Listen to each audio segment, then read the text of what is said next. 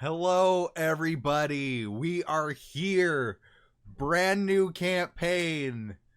Huzzah! Whoop, whoop. All right. So, before we get into it, we just have a few announcements. First things first, we'll be starting a new campaign. Starting it about right now. Yeah. About 39 seconds ago. So make sure you tune in for that. Great. What game are we playing? That's a great question. We still haven't figured that out. This is Helldivers, right? Yeah, we're all just gonna play Helldivers. Yep. If you watch session 0, it's pretty accurate. But yeah, no, just we're just gonna shout out our Patreon real quick, which is, we have our Patreon, which when you're watching the YouTube video, you'll find that link down in the description. And this series will be streaming every week on Wednesday nights, 5 p.m. Mountain Standard Time. And this campaign will chronologically be taking place during the same time as the events of the Paragon campaign, which we do every other Sunday night. So yeah, you'll be seeing quite a bit more of us. And then also, before we get into it, I want to give a huge thank you to Tabletop Audio for being so generous with their policy and letting policies in letting creators like us use their music for the background audio on the streams. They are super generous with them, so they have their own Patreon. So if anybody is an aspiring DM or anything, I highly recommend checking them out just at tabletopaudio.com. And this is not a sponsored segment. I just wanted to shout them out because they are so good at what they do. Because they're just awesome. They're so good at what they do. We're talking movie quality audio, and yeah. And if you are so inclined, they also have a Patreon, which they deserve all the love and support that they can get, for especially with just how generous they are with their things. Other shout out I want to do is for Erica, who once again, which you will see in a bit, has done absolutely phenomenal character art as always. And yeah, and I also want to shout out our 2 brand new cast members, Mason and Jordan. So thank y'all for joining the campaign. And there you go. You got it, Andrew. You finally did it. Wait a second. My ride is not the same. all right, so without further ado, let's go ahead and get into it. We are going to save the intro for the end of the episode, just to kind of put it together. So let's go ahead and jump right into it.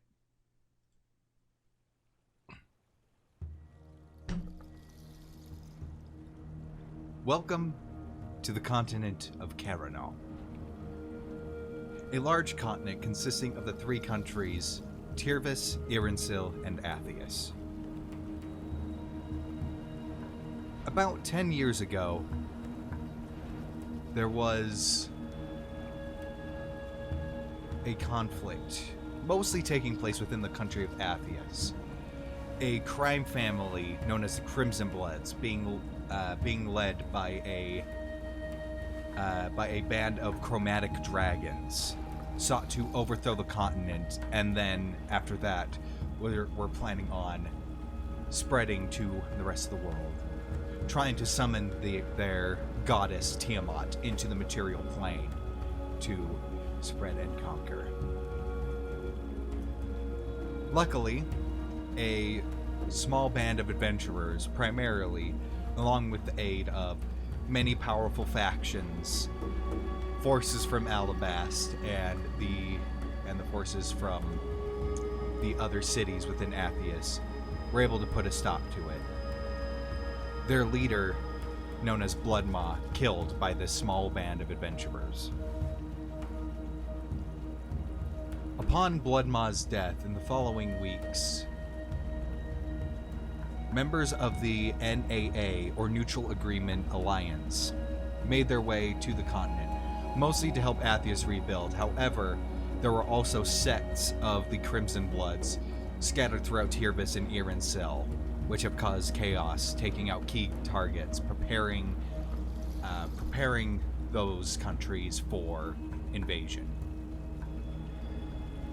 And so the NAA had their work cut out for them, to restabilize the continent.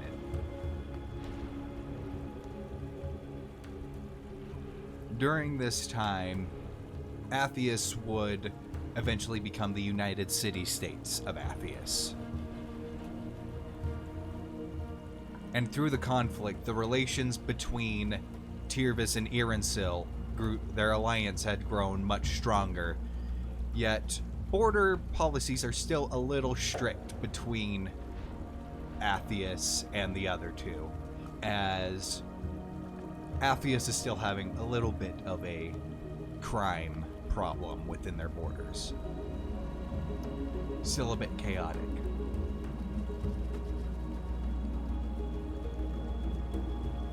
Tirvis, in this last year, has elected a new president by the name of Alani Ramus.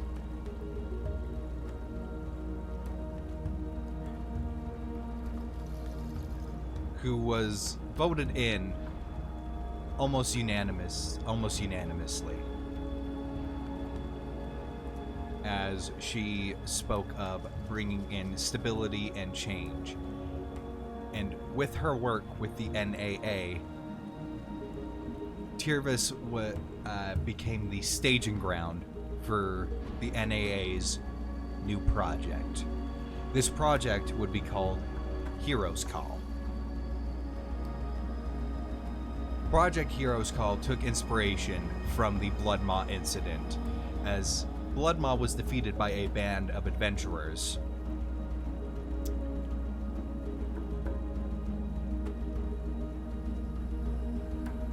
The project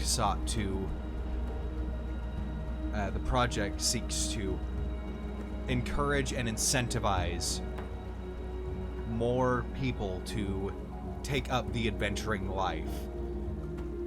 While it is fairly certain that this life would be far too dangerous for the majority of people who would answer the call, the hope is to find the select few, the minority of people that can rise above the rest to potentially deal with threats like this in the future.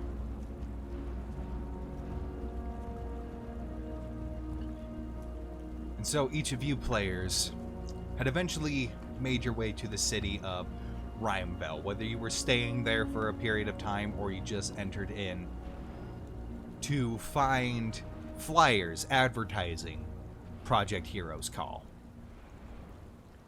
to where for lack of a better term, a sign-on meeting would be held in the capital city of Coradine. So using what little gold you had, you boarded the airship that would fly you from Rhymeville south over the Black Spire Mountains to the city of Coradine.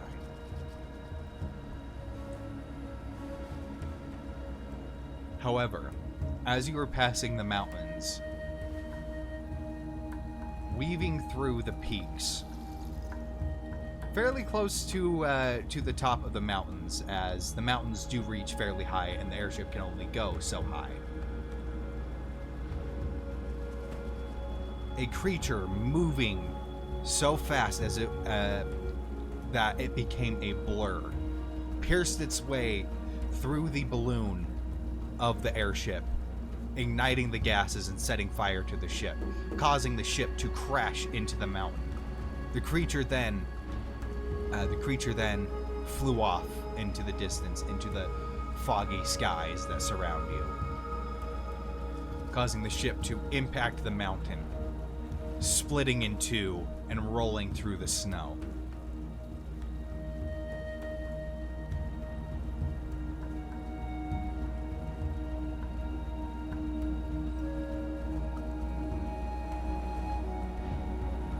You awake with a sore ache. It's cold. You're lying in the snow. As your eyes open, you see above you one of the crewmates of the ship, having finished feeding you a potion of healing. Oh, all right. Are you with me? Can you hear me? Erica, can you introduce your character, please? I had a feeling. Okay. Oh boy. I am playing a fire genasi. She's got a big, elaborate fur coat on her that's very tailored and well made. Cracks of gold, almost like magma, glowing through her skin. And light hair with the tips that look a little bit like fire when she moves. The little glow. And eyes like burning embers. And she'll just kind of sit up, just groaning a little bit like, what in the world's name happened? Some creature took us out of the air. We crashed. We luckily, and he kind of looks. You see the wreckage, the ship split in half. Luckily, we only fell maybe about 20 feet, but we did hit pretty hard. Hit right on the tip of a boulder, and so looks like we're stranded on the peak here. But as far as we can tell, we're still searching the wreckage, but we've got 8 injured, but no fatalities so far. But we're still combing through the wreckage. Have you tended to the others yet? Yes, we're quickly exhausting our first aid that is available, but yes, we are tending to the wounded. We've given them potions of healing, and for some of the more severe wounds, we've got them bandaged and everything. And our captain is both taking a head count and having some of our crew and those able-bodied trying to start fires, because it's going to get very cold very fast. And any supplies have you been able to salvage? We've been able to get some of people's inventory. Luckily, we had a merchant on board who is willing to a general goods merchant who's willing to lend his supplies. And as he kind of helps you to your feet, he'll take you kind of over to where the supplies are, where you claim your current inventory. All right. Well, not much of a healer, but I'll help where I can. And from the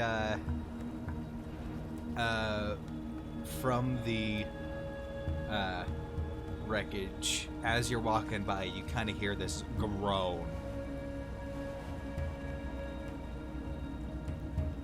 Andrew, you awake under a pile of scrap wood and crates, and you just kind of push yourself up, just knocking the crates inside. Can you introduce your character, please? Yes. So I am a very large minotaur. His name is Rakos. He stands before the height of his horns, roughly around 6'7", 6'8" in height, and then the horns make him that much taller as well. Very muscular and chiseled, with lots of various scars going down his arms.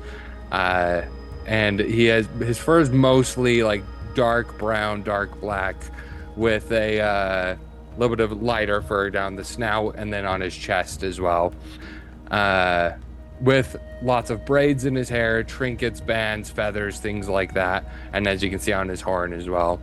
And as far as what he's wearing, he is wearing some chain armor, but it is also heavily adorned in leather with like leather chest piece, leather pauldrons, leather, and like basically intermingled between chainmail and leather armor.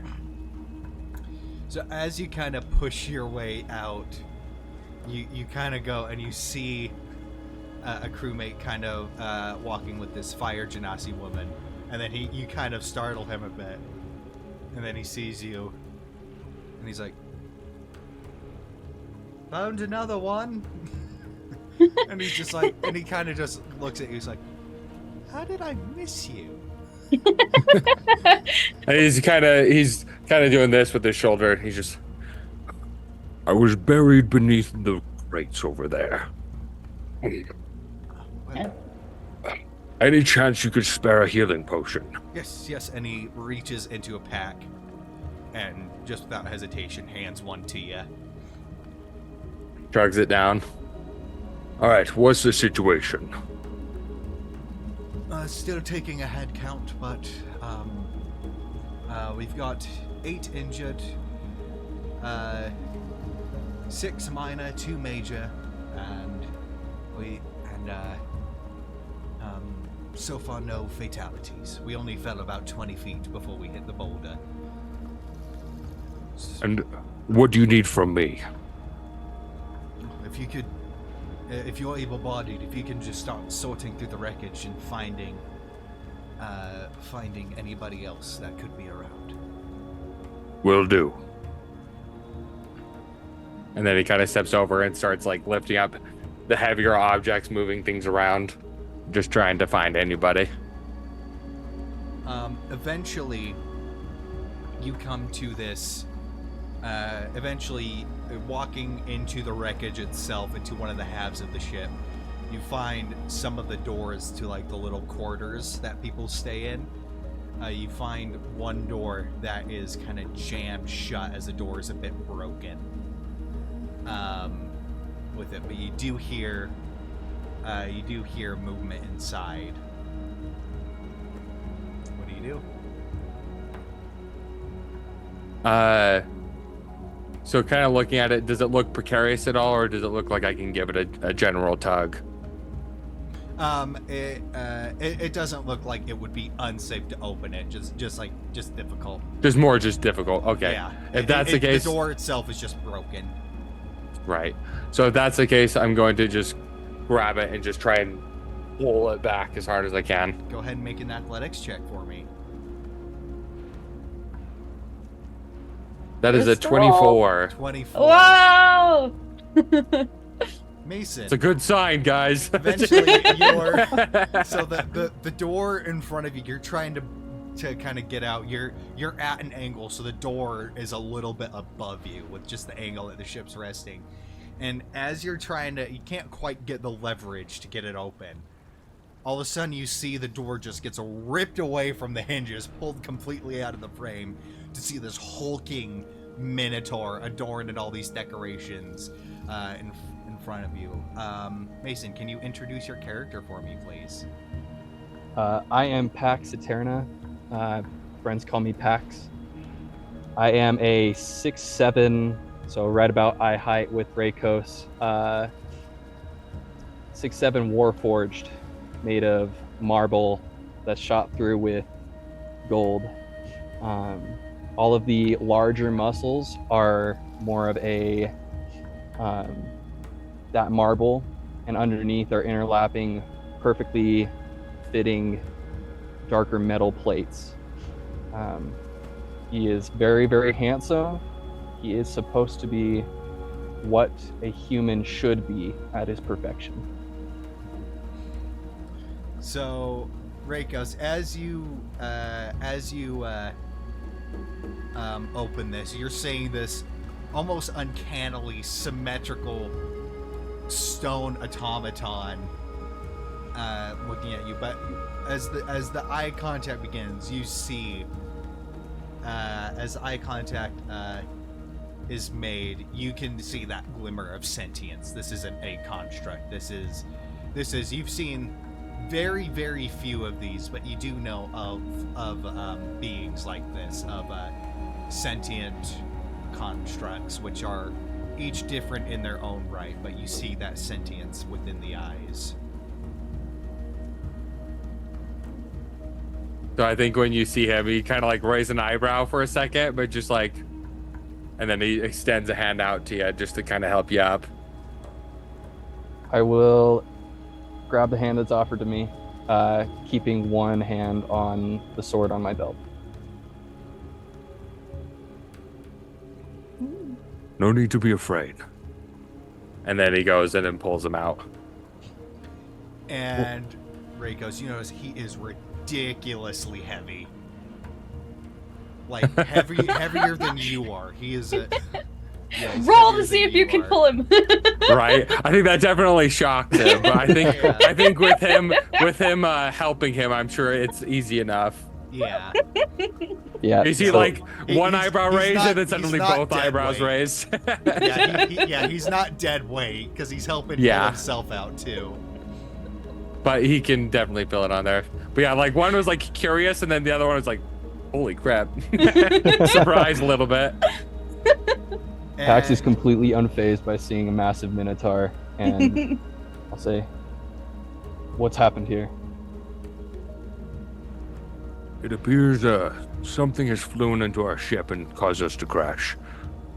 If you don't mind helping, I'm trying to look through the heavier wreckage to see if we can find anybody.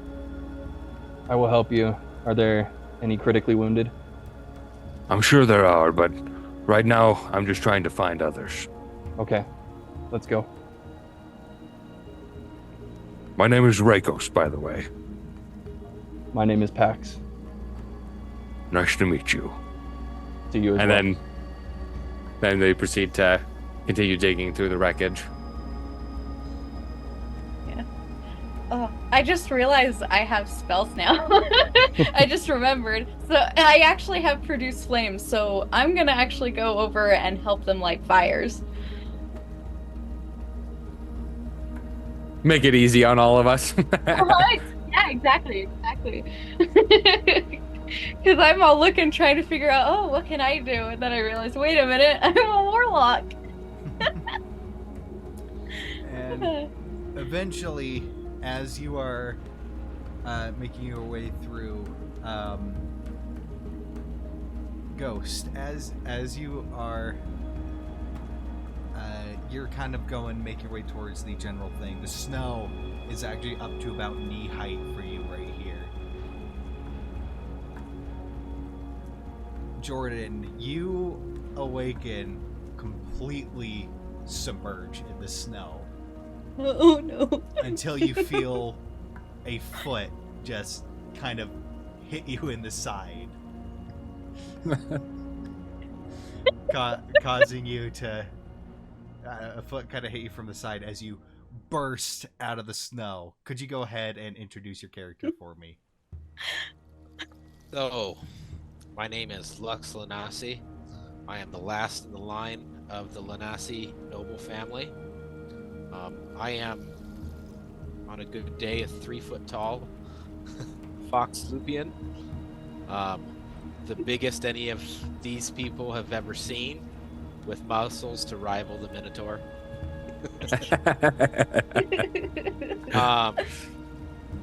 I have odd markings, what seem to be among my people birth defects. So instead of looking like a fox, I actually look more like a badger, which is one of the ways I got my nickname, Badger. I'm dressed in very what seem to be light clothing. That would just be travel clothing, no coat or anything, because my fur keeps me plenty warm. But it seems to be very water resistant, kind of shed everything off. So I'm basically just brushing the snow off, because I'm not a big fan of the snow, even though it doesn't make me very cold. And as I burst out, I'm gonna quickly look around to see who I see first off that kicked me. I know it wasn't intentional. Standing Woke above, me from my snowy slumber. yeah, standing above you, you see one of the crew members, as well as this fire genasi woman standing above you. I'm 5'9", by the way. I forgot to say that. Excuse me, madam. Oh, I'm sorry. I did not see you under there. No problem.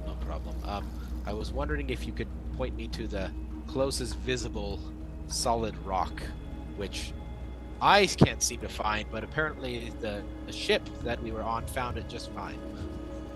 Oh, you mean the one we crashed against? That one. Sure. And she'll just point to the wreckage, the very Yeah, you clear, see visible this, wreckage. Yeah, you see this boulder that is probably about 50 feet away from the wreckage at this point. That this very sharp pointed boulder, so it looks like the ship its center mass hit directly at the point of this boulder, causing the ship to break in half. Okay, I'm gonna go over and climb on top of it, just so I can get out of the snow and kind of get a good look of everything that's going on. Right, as you climb up, go ahead and make a perception check.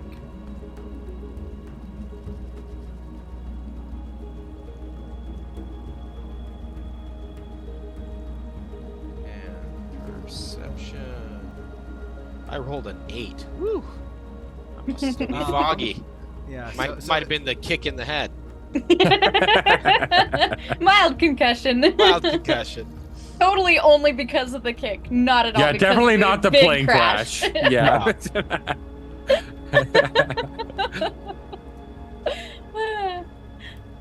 So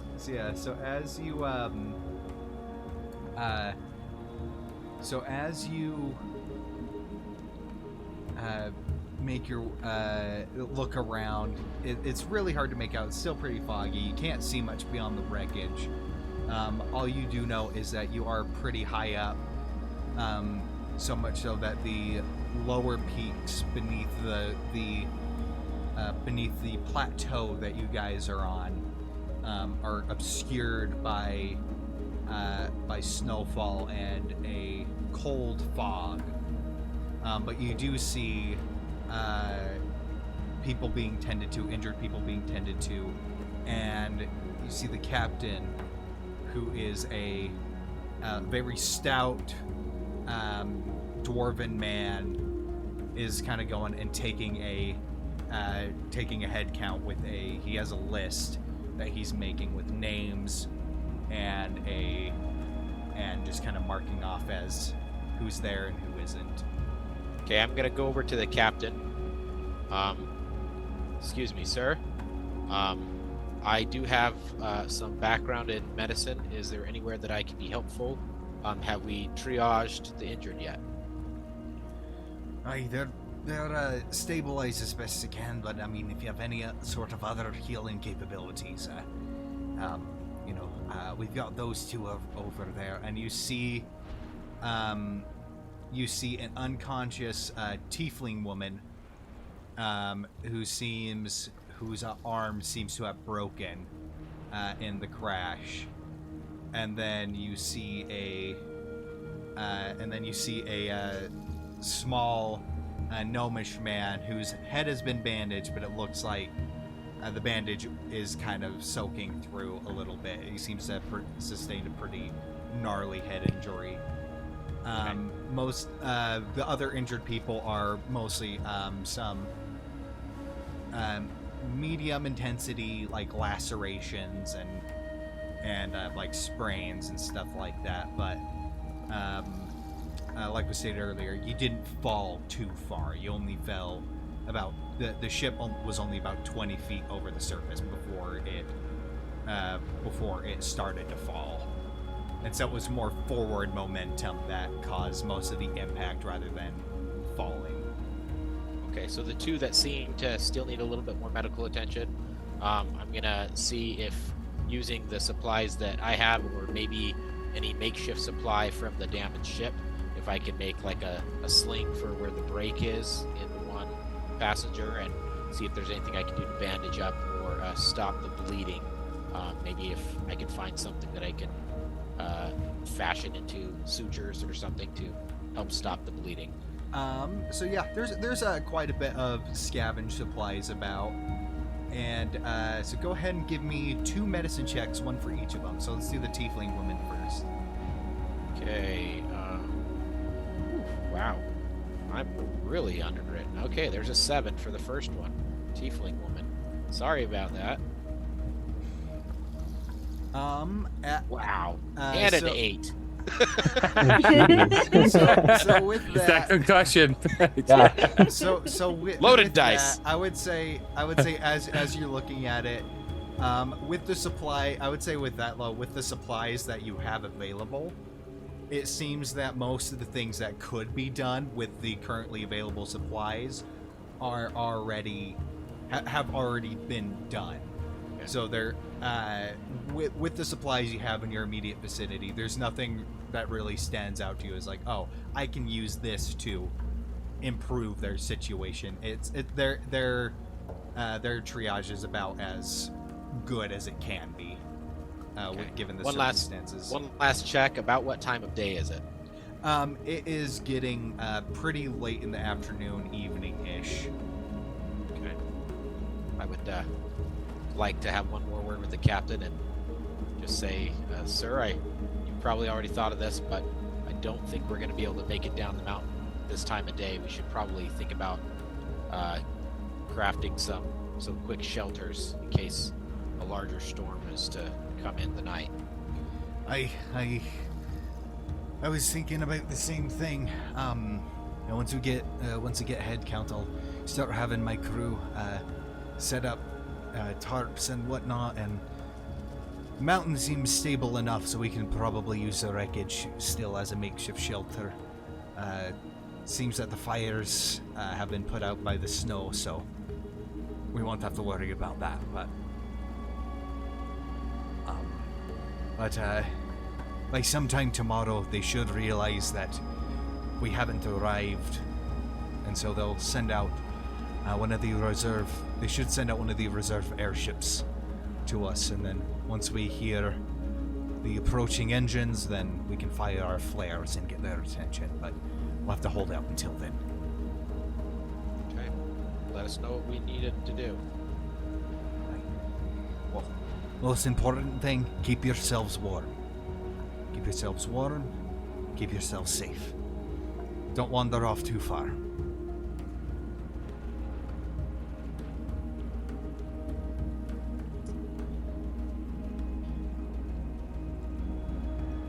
And now, do we, looking through the wreckage, do we find anybody else? You would find, several more people buried in the snow and whatnot. Some of them injured, and then after a little bit, I would say after several hours of just searching, you find all that you can, and eventually fires are getting started. Shelters are being put up, little tarps thrown up in makeshift tents and stuff. Blankets and furs are being passed out to help keep people warm. Okay. While that's being passed out, I'm going to continuously be using mold earth to craft some underground tunnels and shelters reinforced by the stone in the mountain. Very nice. Every 6 seconds I can move about 5 cubic feet of earth, so Yeah. I could probably house everybody.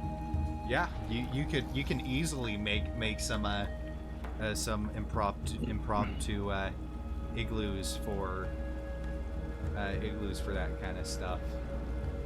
Would we know about? Sorry. You're good. Would we know about any if there were any monsters or anything around here, being from Tirvis, that we have to keep a lookout for? Yeah, all of you being from Tirvis, the wilds, and this goes for just about everywhere in the world, where outside of towns and stuff, everywhere in the world is dangerous. and so it doesn't like matter if you're outside of an established thing of civilization. There are monsters about. In terms of this mountain range specifically, all of you would know, just being Tirvis natives, that probably the thing that you are told ghost, kind of the ghost stories of growing up as kids, would definitely be the Yetis that make this call this mountain range home. And you would know stories of, the Yetis will come down and get the naughty children to take them up to the mountain and eat them, kind of a thing. But the Yetis being up here are a very rare threat. Not to mention just very vicious wildlife scattered all throughout Tirvis, as well as some powerful monsters that call this continent home. Okay. I want to go up to the captain and say, Captain, it's getting late. Do we have any able-bodied men that would be able to perform a watch tonight? Yes, I've got my security team. They'll be able to keep a perimeter. However, if you're able-bodied and willing, I could always help it. I could always use some extra help. And, yes, sir. I'll gladly take watch. And you see, the captain is this kind of muscular, old dwarven man. He's got a kind of a weathered face. His face is covered in scars, and he's got this gray hair. His beard is kind of kept short and well trimmed, and his hair is kind of kept to is cut very short to his head. And as you have this conversation with them, as soon as you finish this conversation, you see one of the crewmates kind of walk up and whisper something in his ear, and he just kind of nods. And he nods. He's just like, well, considering it's not too bad, but maybe it's a bit too dark to go out. We'll have to form a search party in the morning. I'll get down on one knee and look him in the eyes and say, what's wrong? We finished getting a head count. We've got all but one passenger, but the problem is we don't know who it is. There were no records on the ship that survived or anything like that? No previous head count? Well, yeah, not really. Some of when the ship caught fire, some of our papers burned, and so we're kind of doing it a bit from memory. Understood. Yeah. So not a crew member. No, all my crew is accounted for. Looks like it was a passenger. I think overhearing that, Rakos would kind of come a little closer. Did you say someone was lost? Aye. If you need me to, I can go look for them. I'll accompany him. And I work best in the night anyway. And as you guys are kind of having this conversation, finally, within this shelter, finally the tiefling woman kind of wakes up, and she kind of groans and kind of sits up as she rubs her eyes, and you see she looks around.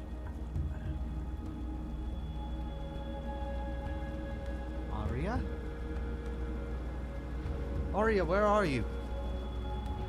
Where's Aria?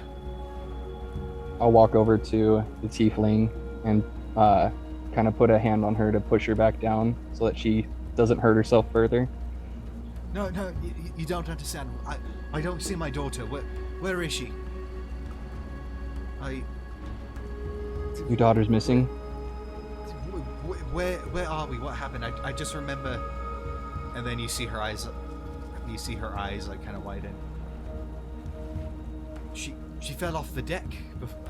She fell off the deck. We were overlooking it when. Where's Aria? Did anyone find my Aria? What does she look like? She looks like she looks a bit like me. And so this tiefling woman, she has this kind of ash-colored skin with kind of small horns that go up to a small point, with this cream-colored hair. She's like, she looks a bit like me. She's only about this tall. She's barely 12. I think Reikos would kind of like get down in front of her, and he just, it's okay. I'll see if I can find her. And they kind of look at Pax and like look around, and they kind of stand up.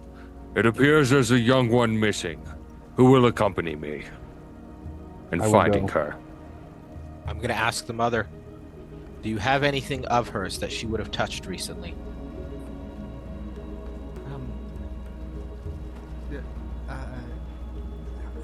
And she kind of looks around. I don't know. No, not on me. But Were you touching her when we crashed? I was holding on to her. Yes, when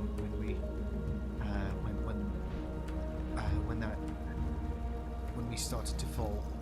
I lost grip of her. Okay, I would like to use my keen senses, my perception, and see if I can get a scent. Separate it from the mother's scent and the daughter's scent, and see if I can find a trail. Okay, so that would be probably to find the trail. I would say survival, and since you're using a racial feature, with advantage. Okay. So survival, not perception, between the two senses. Yeah. I would say following a trail would be more survival. Okay. Which that's what I would like to do, is kind of look more for that kind of evidence. I'm really good at navigating. With advantage. Okay, so then that would be a 10. A 10? 10 is the higher. Yeah. It's okay. I'm just warming up. They'll just keep getting higher. Then it'll just be concussion every time. It's just that concussion. Exactly. Side question: are tieflings considered have a fiendish aura? Not like a fiendish thing for, like, you know, when you do things like detect good and evil and whatnot. Gotcha. They do have they have like the fiendish heritage and stuff like that. But for all intents and purposes, they function. You would see them just as normal as any human. Yeah. With that, she's like, she, you don't understand. She can't speak. She can't speak. So if she needs to get my attention, she has a small bell that she'll ring if she wants to get my attention. So if you call her, if you hear the ringing, it'll most likely be her. Okay. It's a small bell, but she's mute, so she won't be able to call back. What's your name? Marion. Marion, don't worry. I'll smile kindly at her. Say, we'll bring Arya back. And I'll look at the rest of the group, kind of questioning, like, is it time to go? Right. Yeah, I'll like come over and be like, I'll accompany you. She'll need to be warm. Very well. And then I would like to look around to see for any signs or tracks or any indication as to where she might have gone. Go ahead and make that survival check. And that is at advantage. A 10 on advantage. So given the fact that she fell off before the ship actually crashed, she fell off during the initial fall, was thrown off the deck. There aren't any tracks of hers to follow because it's not like she wandered off. However, with the 10, you do know the general direction to search, just knowing what direction you came from. You were coming from the north, flying south. So And I always know where north is, yeah, so you are able to deduce that she would be north. I don't see any immediate tracks, but we came from the north, so we should start looking in that direction. Agreed. Start heading north. Okay. Let's go. The biting cold. The biting cold kind of sinks in as you leave the shelter. As you are now properly into the night. And even though it's nighttime, it is not dark by any means. The moonlight is reflecting off the snow, so it is almost as bright as daytime. And within this thing, the one thing that also, just a quick side note, I actually learned this just when I was setting up the foundry stuff. Apparently, Minotaur do not have dark vision. Yeah, they don't. Which threw me for a loop. And then Badger, even though Yes. it is not on the character sheet, I need to update that. Luperian should have dark vision. No, it So- does say it on mine. It I've does got say it on yours? Okay. Yep, I've got. Is it a 60 foot, I assume? So mine is I can see in the dark up to 30 feet as if it were bright light, and 60 feet as if it were dim Okay, light. so 60. Okay. So, I've got so it. that is on there. For some reason, that didn't translate over to the foundry when I was playing with it, so it looked like only Erica's character had it. But the silence, the silence kind of is almost deafening as you crunch your way through the snow. Just the wind going. Occasionally, you'll hear a wolf howling from a more distant mountain peak, too far away to be of any real threat to you. But all of you knowing the land of Tirvis, the fact that carriages traveling the roads rarely ever leave without some form of protection, with several businesses dedicated to protecting, people on the roads from wildlife and monsters. And travel between major cities, mostly being done through airships and stuff. How dangerous the wilderness of Tirvis is. And as you march your way through, you're having to pass narrow passageways with drops ranging anywhere from 10 to 100 feet down to the next platform. It is precarious, but nothing so dangerous as you have to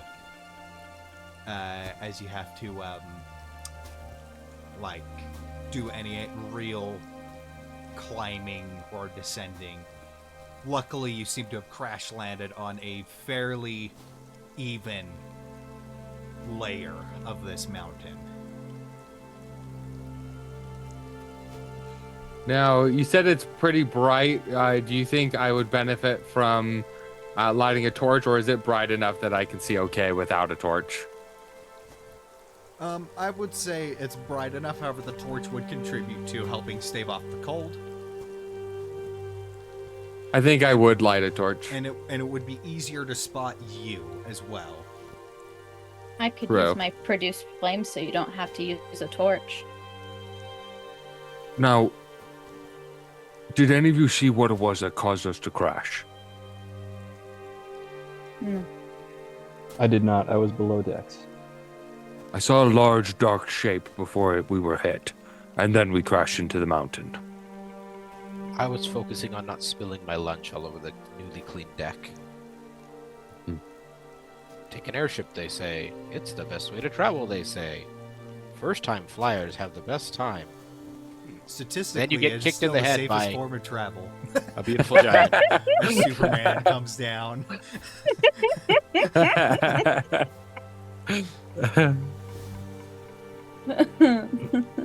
Well, I always said I wanted to see the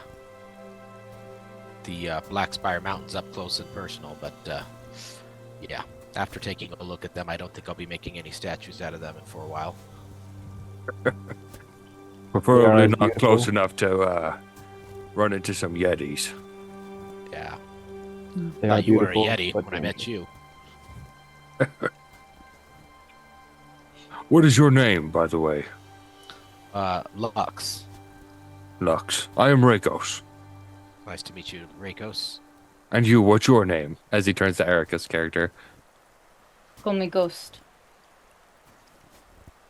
Ghost. Lux, Ghost, and Pax. Nice to meet you all. Hopefully this won't be the last night we have chance to meet. Are you planning on going somewhere? Oh, I'm just don't know what's going to find us. For such a big guy, you have a pretty big fear of the world around you. I mean, something was big enough to make that ship crash. Yeah, it's a mountain. Pretty No, big. there was something that hit us before the mountain. Before this flight, did you normally see things flying in the sky? I'm just joking with you. I'm just joking with you. I'm going to laugh. He and just Being kinda- as tall as you were, you would Yeah. be the first one to see something flying by. He just kind of Shit. chuckles. I'm gonna laugh and kind of like slap you a little bit too hard on the back, Lux. That's a good joke. That's a good one. Hey, Andrew, real quick, you're kind of like on the very right half of your camera. Would you be able to like scoot a bit to your right a little bit, or are you kind of up against? No. the wall? Are you- I am in the mountain.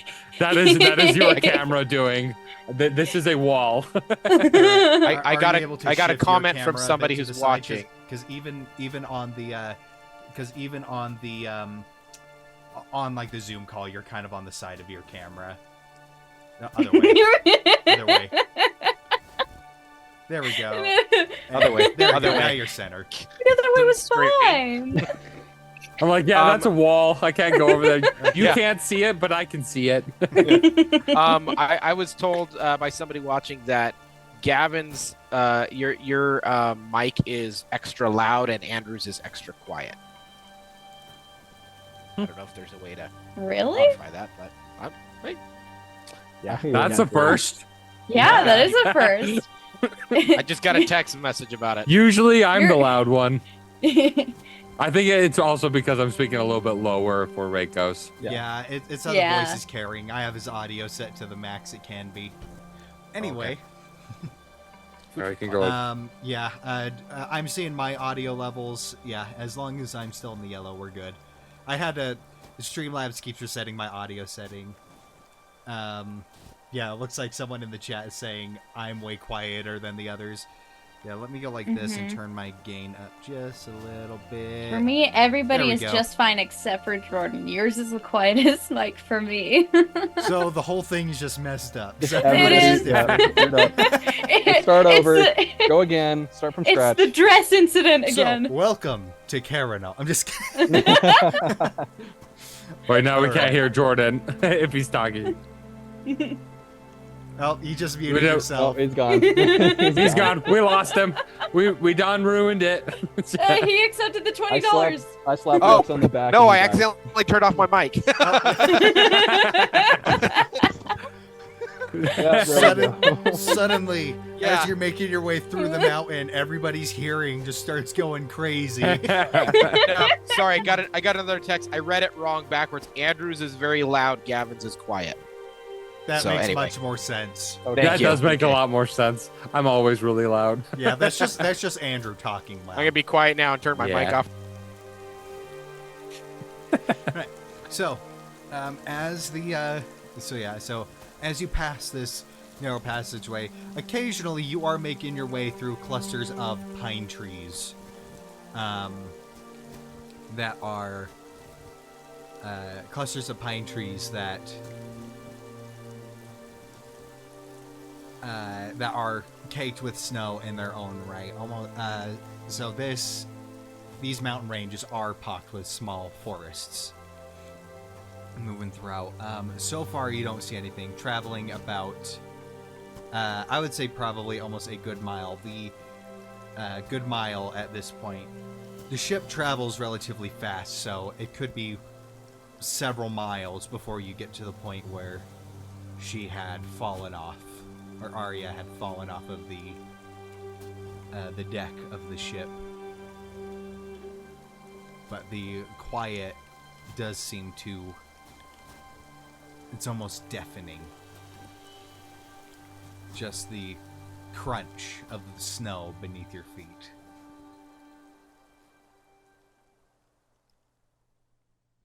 I would like to stretch out my divine sense just to make sure that we're good. That there's nothing fiendish coming around. Alright, it senses fiends, fae, and undead, correct? That's it, just those three? Yes. Celestial fiends. Celestial and undead. fiend and undead. Okay. As you reach out with your It is 60 feet. as you reach out with your divine sense, nothing triggers any of your senses. Nothing with that. It seems to be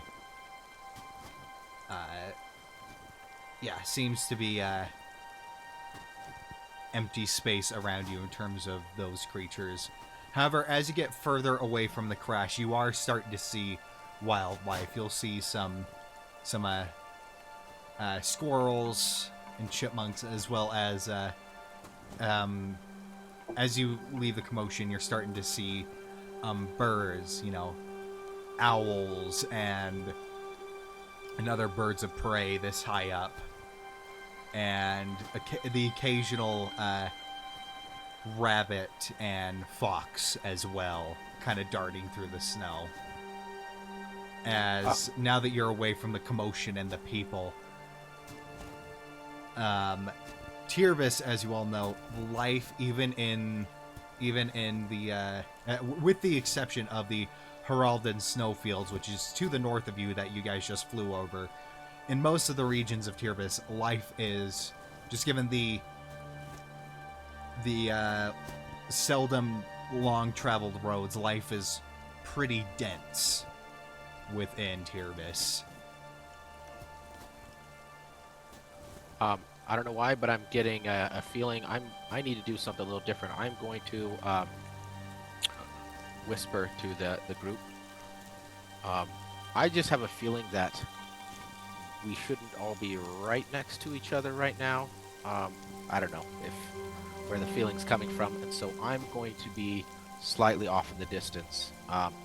So I'm gonna make a stealth check and hide between the trees. Or not hide, but like kind walk of stealthily. from tree to tree. 15, 20 feet away from the rest of the group in the flame.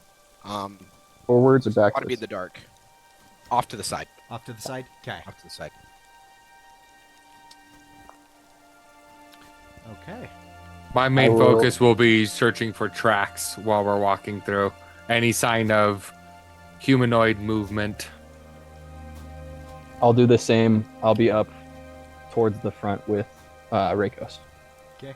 And I'll how be about you, next to Ghost? Rakos, supplying the light for tracking. Right. Go ahead and make a stealth check, Badger, and a 17. Ooh, nice. And a Nice. survival Ooh. check, Rakos, with advantage because you. I naturally have advantage. Oh, yeah, perfect. Well, That is a even if 22. you didn't, Aren't Nice. you But I appreciate special? it though. That's part of the reason why I wanted to be a Minotaur. I've always wanted to have a good survival stat. I never had a 22. good survival stat ever.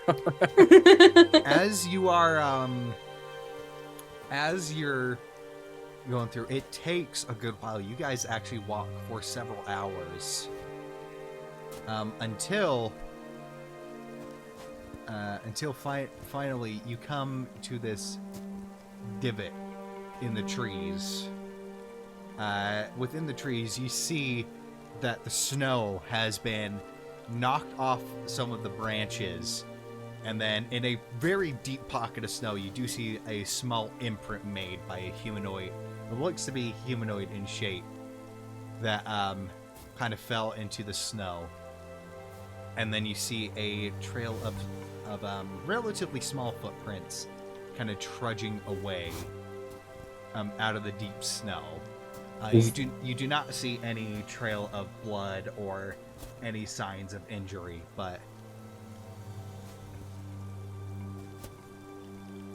All right. What did they say? What was her name again? Arya. Arya. Arya! I'll call out to Arya. I'll start investigating down the path that she took. Okay. I need both of you to make perception checks for me. Dirty 20. A 1. A 1.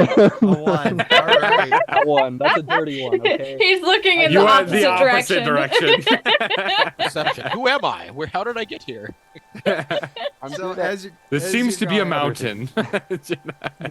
Pax, you don't hear anything. However, Rakeouts off in the distance, you hear it's very faint and still a little ways off, but you hear a ding ding ding ding.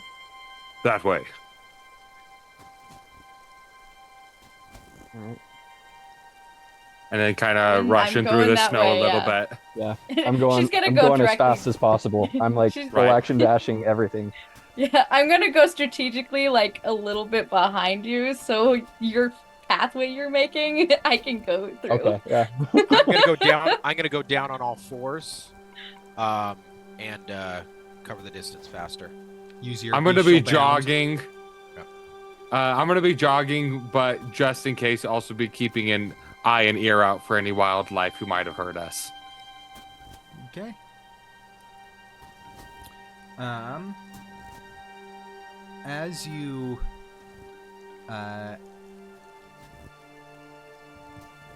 go through, you end up following the tracks to this pretty narrow pathway that is a bit dense with trees that you guys kind of have to squeeze to get through.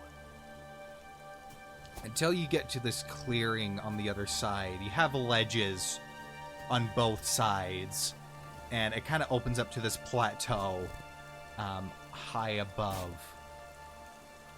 And on this plateau,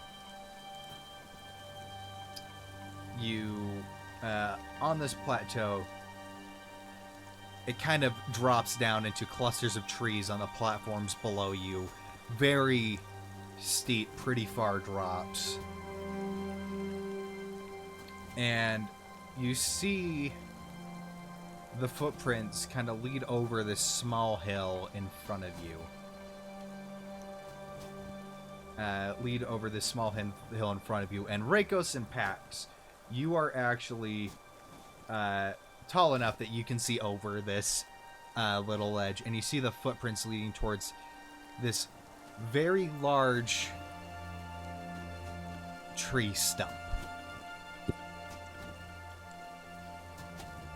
However, before you make your way over to it, another thing that catches your attention, to the north of you, you see this kind of icy, you see this icy, for lack of a better term, a crevasse. A little bit away from the tree stump. And as you hear the ding ding ding ding, you start hearing this as you see these two small figures kind of crawl out from the crevasse, like these tiny little winged creatures with very pointed features, pointed ears, pair of wings, almost similar to what you would expect an imp to look like. However, these are pure white, and you see this kind of frost kind of going off of them, and then they seem to be slowly creeping towards the tree stump. You see How one far of away them- are we from them?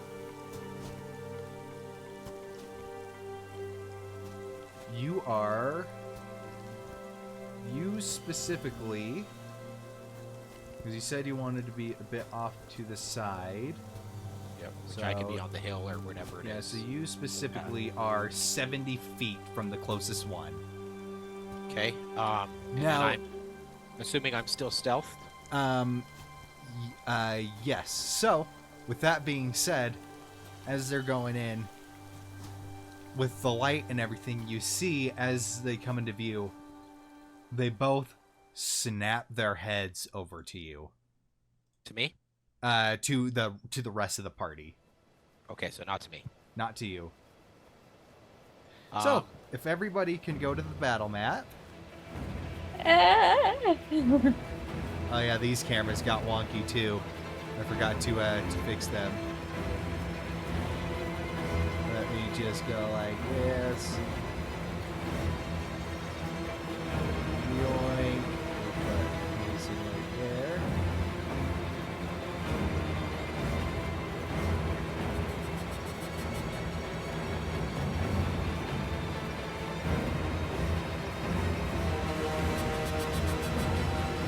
Oh,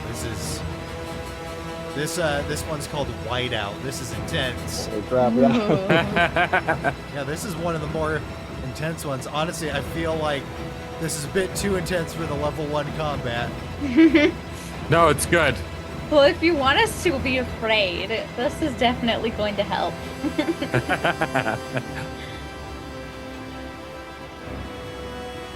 Just adjusting the cameras.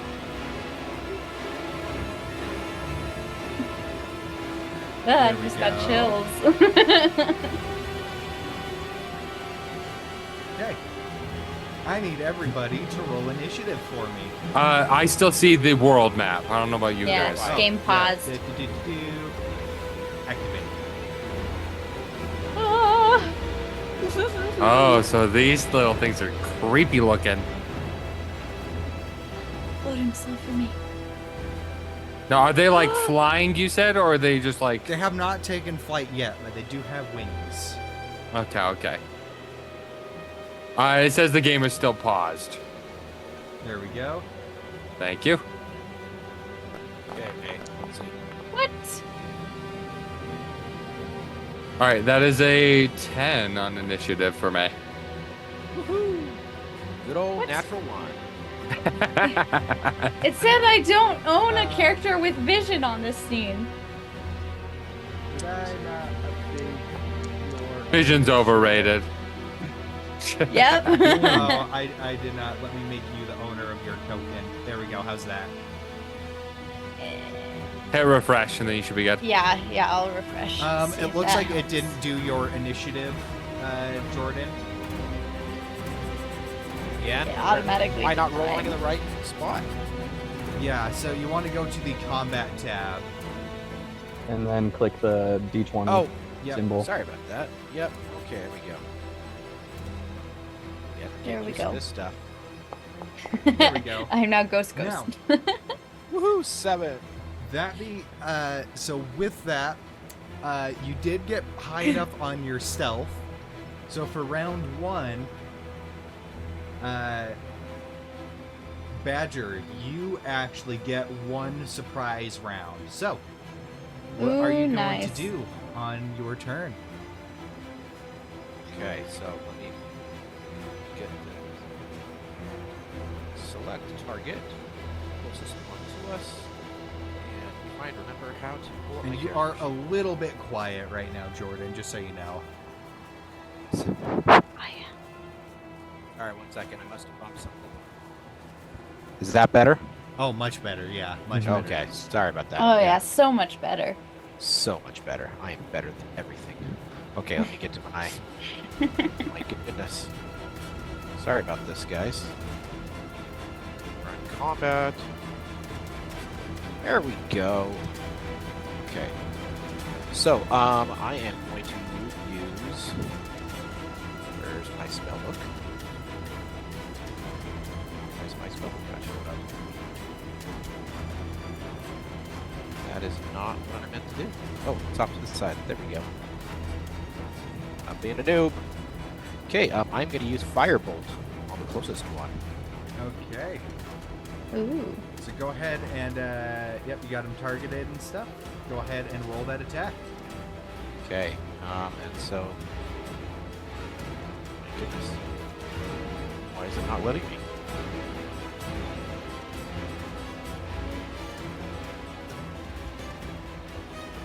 Let's see. Right now. It's prepared. Yeah. So your thing is in the chat log now.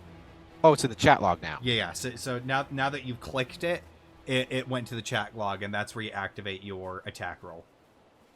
Okay, so I do attack, roll.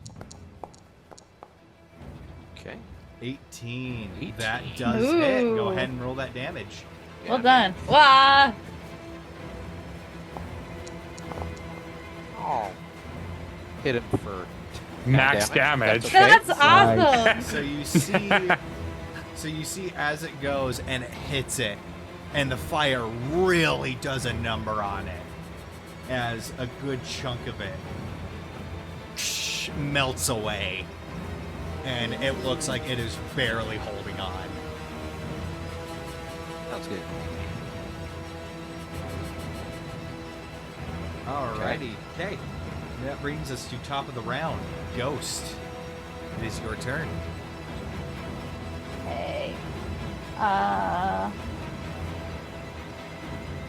I need to remember how to even move. Okay. I'm going to move up here 30 feet. That's my movement. I'm going to target this one right here. And I'm going to fire my crossbow. 'Cause I have one of those. Go ahead and make an attack roll. 9. Alright, nice. That does not hit, unfortunately. As it sails past, it kind of ducks underneath and hisses at you. Dang it. Just out of curiosity, is your flame still there, or is it gone? It's gone. Okay. Yeah. Alright. I don't want to waste a spell on it, so I'm just gonna have that be my turn. Okay. Next up is Pax. Go ahead and take your turn. All right. Where was the bell coming from? From this stump right up here. That stump over there? Yeah. Okay. So yeah, 30 feet of movement. I am going to... Yeah, hold down control. Do it, yeah. Yeah, control and left click. Left click. Mother cusser. Make sure you have yourself selected too. Oh, I think you have the targeting. I have the targeting. select That's what the target problem was. selected. Yeah, I'm there you stupid. Okay. Again, so you can dash if you want to double your movement. Yes, I'm going So to yeah, dash. Use your action to dash.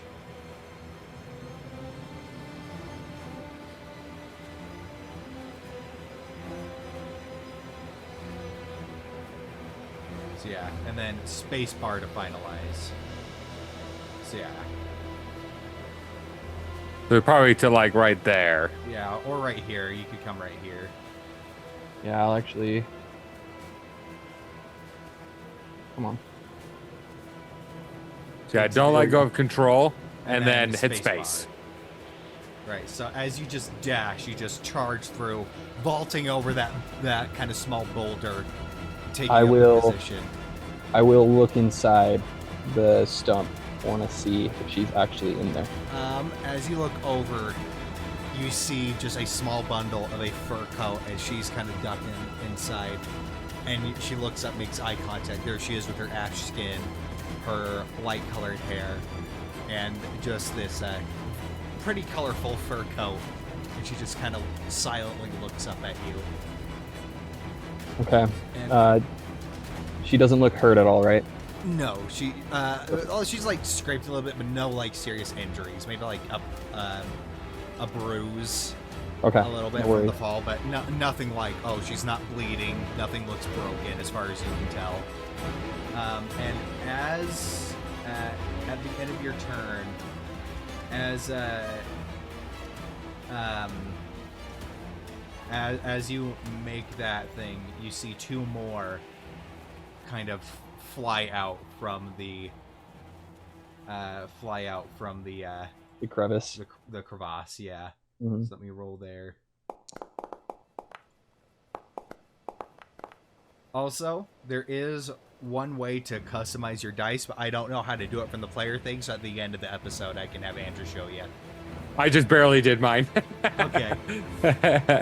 So after your turn, Pax, is there anything you want to do with your bonus action? Because you use your action to dash and your normal movement. Is there anything you can or want to do with your bonus action at all, or are you good just right there? I think I'm good right there. I just want to stay guarding her. Okay. Up first is this one that just flew out. So it is now flying. So it is going to fly right towards Ghost. And let me just see what is. I'm not used to being this squishy. Yeah, what is Oh, no. range on that? Oh, maybe it's like it is going to dash and get right up in your face. And then that will be its turn. And then up next is this one that is going to close the distance on you, Pax. And it is going to... You see it open its mouth. And it does this frost breath at you. This 15-foot frost breath cone. It's in the wrong spot, so it doesn't let me like place measuring thing, but you are kind of right in it, so it's about right there. So I need you to make a dexterity saving throw for me, and you should be able to click the one in the chat that's right there to make the saving throw. Is it hitting the little girl too? Yeah, that was about to No, ask. she is in full cover technically. Great. Okay. Good.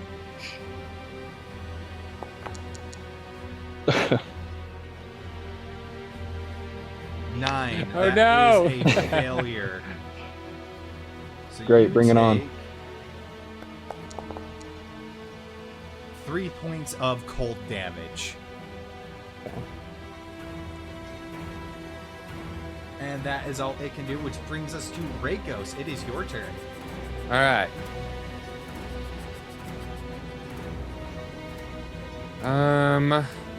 Let me go like that. Seeing Pax rush to the stump and kind of hearing the bell from it, he is going to dash forward up to here.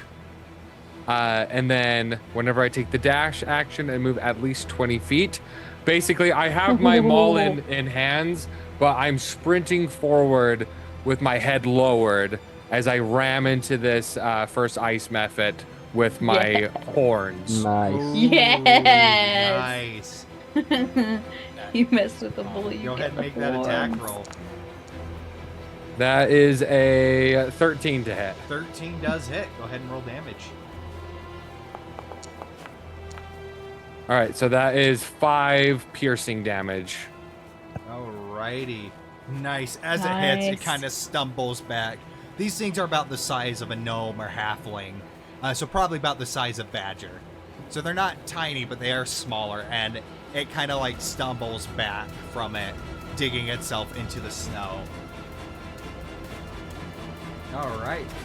After that, it is this one's turn, and this one is going to go to right here and use its frost breath on both of you.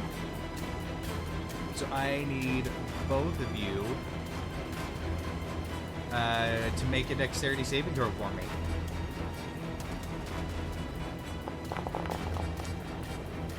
Believe it or not, the 300 some odd pound Warforged is not very dexterous. All right. I got a 15. Ragos, you succeed, so it'll be half damage to you. Pax, you fail. Mm-hmm. So full damage. So that is 5. Ragos, you take 2 cold damage. Pax, you take 5. All right. That is its go. And then Badger, it is your turn. Okay, well. I'm going to see if I can help her out. And You're super Yeah, quiet you're again. Super quiet again. sorry about that. For some reason, chainmail just doesn't hold on to my headphones like I thought it would, right? Just get like a hair clip to like attach it to your chainmail. Clamp down above the top of it. Is that better? One of the big claws. Yeah, I Just can- wear a I can do beanie. that okay right now. Okay. Okay, great. Okay, so, yes, so I'm going to firebolt one in front of her, in front of Ghost.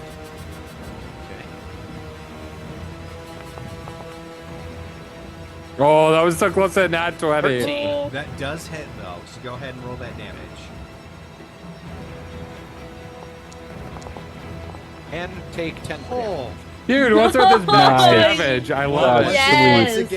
once again, the fire seems to be super effective against it, and it melts away a lot of this thing's form as the ice method just kind of hisses and kind of rears back. Once again, barely holding on. Most of its form melted. Okay, and for my movement, actually everything's within distance. Yeah, I think I'm gonna stay put. All right, sounds good. Well, you know Just what? sniping. 1 second. No, I am going to actually, just in case, get some cover. Let's see. I'm trying to remember. How do I? 70, 70. So you That don't, way- you don't, yeah, you want to left click to make a corner when you're holding down that control. So yeah, Yeah, don't fall down there. yeah, that you will fall. No, I'm moving right here. Okay, you wouldn't want to move right there. That's technically the cliff. You'd want to be right. Yeah, Well, right, that's the right cliff. here. Yeah, Oh well, no. Yeah. I'd rather Yeah, right just here be. works. No, I'm trying to get behind a tree. yeah. So right here would work, or right here. So why is that not working? There we go. Yeah, And then there hit you go. space. Space. Not working. It's because you're technically moving Oh. through space. So you move- have to yeah. select you have to select yourself first. Oh, Oh, yeah. I'm on targeting. Yeah. All right. Select yourself and then control from you. And then there you go. Yep, Perfect. just like that. So, Am I not selecting myself? It's because There you go. because there's a wall right there. Oh, Technically, okay. it's a green Gotcha. wall. So move Well, to what right about if- here. Move to what if I right go over here, here, and then? then left click, and then drag it to here. So left click, Left click. and then And drag then it go down down. to this. Yeah, left click to make the corner, and then hit space. Movement is set to combat turn. It's currently not your turn. Oh, I ended your turn too early. Okay, go ahead and do it now. Let's see how it is. Pick on a small guy. That is my bad. There you And then go. space. Okay. Wait, Ta-da. do you just have yourself Okay. selected or the measurement tool? No, it was. he I got it. ended his turn too early. Right, and then Right. this one is going to charge up and target Ragos with a claw attack. That is a Oh, natural gosh. Holy 20. crap. Oh gosh. Let's go ahead Ah! and do that critical hit.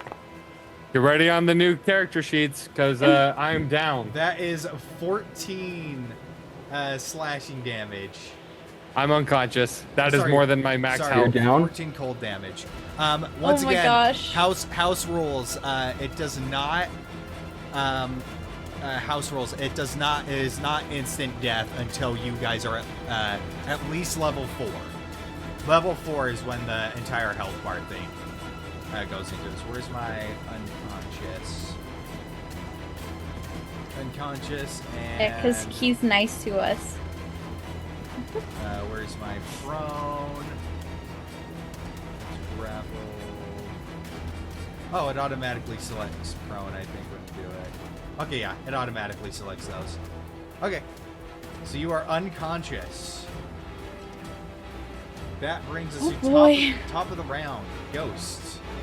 I have an imp directly in front of me, so I'm going to use my sickle and slice at it. Okay. Sickle that ice. So it is worth noting, sickle is not a finesse weapon. Oh. Why does that matter?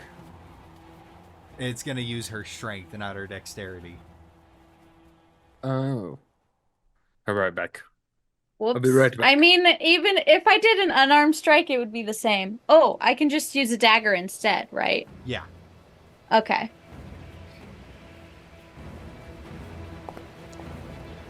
Ah! Sadly, does not hit. It just barely dodges out of the way. Ugh. Okay. Are you just gonna stay right there for now? Yeah. Push it back with your bonus action. That is a shield master feat that does it. It's an action to shove. Seriously? Yeah, unless you have the shield master feat, yeah. With the shield. Yeah, and the only bonus action I have is a spell. All right. And I'm the spell preservation person right now. Until I can better understand them. So, I will not do anything else. Can't create flame in front of its face. I can produce flame, but I would say, you do have a teammate that is, you have a teammate that is down, and so it would be good to, there's no reason to be conservative with your spells right now. You get them back on a short rest, not a long rest as a warlock. All right. Okay. Well, actually, then, okay. Hex.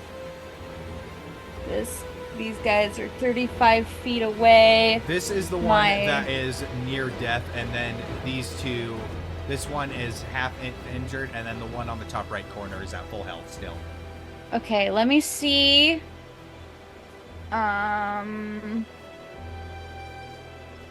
Hex, it has a 90 feet. Okay, so I can hit any 3 of these.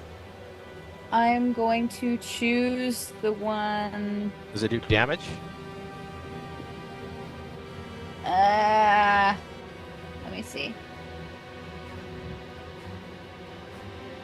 Until the spell ends, you deal an extra 1d6 necrotic damage whenever you hit it with an attack. So basically, whenever you hit it with an attack, or whenever anybody hits it with an attack? Whenever you hit it with an attack. I would definitely appreciate some help where I'm at. Text against you, yeah. Yeah. Okay, so the one I right in front of can't. you is barely hanging on. Yeah, I can't.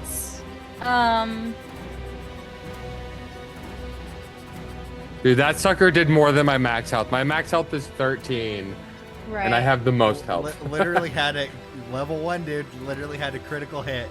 You have Yeah, 13 it's- hit points. It's concentration, so I wouldn't be able to fight the one that's in front of me directly. I'm just gonna. You can still cast you can other still spells. cast. You just wouldn't be able to cast other Oh. concentration spells. You Huh? can still cast. You can all still your other fight spells, things yeah. like that, yeah. Oh, okay. Well then, I'm. You just going can't do another to... concentration. Yeah, if you get Yeah. hit, you have to roll concentration. I'm gonna cast Hex on this one. All right. Here we go. Cast spell. All right, and then this one just happens. Mm-hmm. So. do I have- That's 2 damage first. So you do that when you'll roll that. Oh, damage when you attack. When you Okay. hit it with an attack. So whether you hit it with Okay. a crossbow or Eldritch Blast. Perfect. Is that Things like anybody that. that attacks it, or just Just her. Me. Just her. Just her. Gotcha. Just me. It's favoritism. Yeah, start hitting things now. All right, let's see. That'll work first, I guess. Okay. Right, Pax, it is your turn. All right. So here's what we're gonna do. See, dude next to me drop in battle. I will. Oh, my sidebar just left me. I will lay on hands for. Yeah. Ooh, have yes. I'll lay on point- hands for 4 hit points. Okay. See to Rakos. All right. You are conscious now, Reikos, and you are prone as you see your construct friend kind of revive you. You still don't feel great, but you're awake and able to move freely. You are still prone, though. All right. That brings us. Anything you're going to do with your bonus action or movement, or are you staying right there?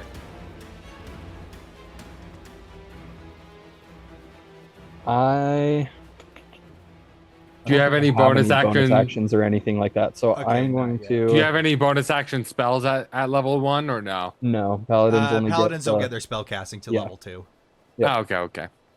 So that will be my action.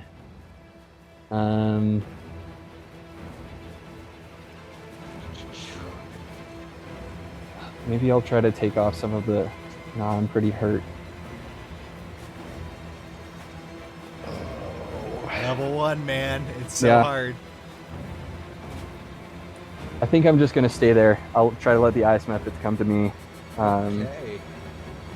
Right. Next one is the one that is right in front of you, Ghost. So it is going to make an attack. Does a 7 hit you? No. All right. So it goes in with his claws and just misses. You just manage to sidestep it a little bit. Which brings us to the one directly above you two. So it is going to target Pax with a claw attack. Oh my goodness. Oh my gosh. Oh my gosh. Oh man, that is. Oh my gosh. That is only 3 damage. 3 Okay, cold I'm damage. still up. I have Oh my gosh. I have No. 2 hit points left. Okay. And the thing Okay. is these are less. I nerfed these guys too. Yeah, not ice their methods their are damage a rolls, pain but they normally. have a thing that happens when they die. All methods explode when they die. I got rid of that for these guys. Yeah, good. 'Cause I was kind of worried Thank with them you. all around. Yeah. I was like, who do I kill? Which brings us to Reikos. It is your turn. By my All right, daughter, so yep, and I'm the first last things one that first. survived. I'm going to stand up, All right. and then I have to reselect myself. So with my bonus action, I'm going to second wind. Good choice. Go there. Oh. All right, so that is Nice. max healing. That brings me Oh. back up to max health. Nice. Oh, yes. There. Okay. And then, which one did you say looked like it was holding on, or are they all This okay? one, the one to your right is barely holding on. The one above you is relatively injured. And the one to your top right, it hasn't been hit yet. Then I'm going to go ahead and target this guy, and with my maul, I'm going to try and just overhand swing down on top of it.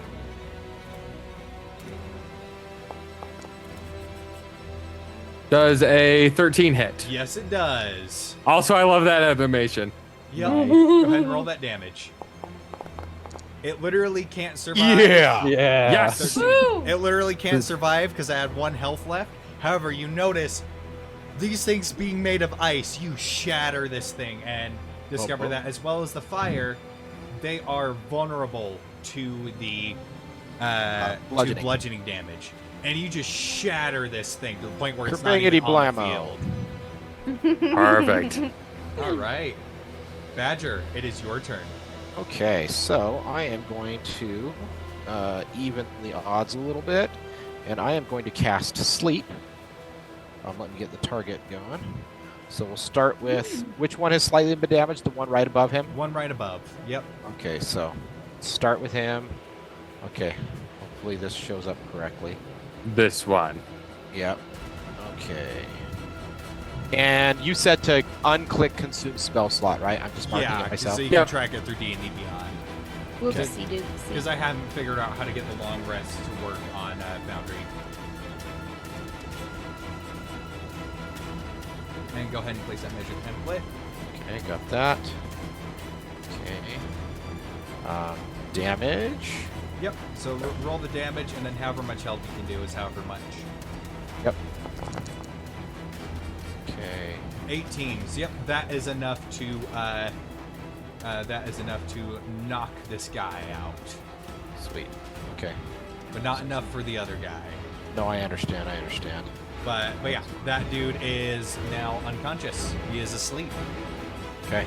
Perfect. Sweet. And then I'm click that is done, and I'm gonna stay behind where I'm at. Okay. That brings us to the one that hasn't been hit yet is going to target Rakos with a claw attack. I don't know what has been up with the crits. I know, right? That's a dirty 20. 20. Yeah, that hits. Oh my gosh. That is. Oh my gosh. That's max damage. Cold damage. Oh my gosh, You're man. still up, right? Yeah, I'm still up. Okay. Thanks to my second He win. was at full health. Okay. Oh my That is all gosh. it can do. Ghost, it is your turn. Oh my gosh. Yeah, she is going to do a little bit of Finish up the one in front. Eldritch Blast. But it does not show up on my thing. Yeah, they Oh, can't- there it. Oh, yeah, yeah. there it is. Right there. Okay, go Okay. Eldritch Blast that dude. Yes, I'm going to Eldritch Blast that Go ahead and dude. make an attack roll. Ah! That one! So as you go to fire the Eldritch Blast, the other one kind of goes and tries to claw you, which causes you to lose your footing. So that blast goes wide. Ugh. I guess this music is appropriate. Yeah. Oh Yeah, my gosh. First combat, we're Ah. sucking cheeks. Dude, I am Yeah. always so nervous for level 1 combat. It is like some of the scariest stuff every campaign. All right. Pax. In the Paragon, I almost died too. All right. I think yeah, noticing one- that the one falls asleep in front, I'd be like, leave this one for now. Exactly. No, I'm gonna.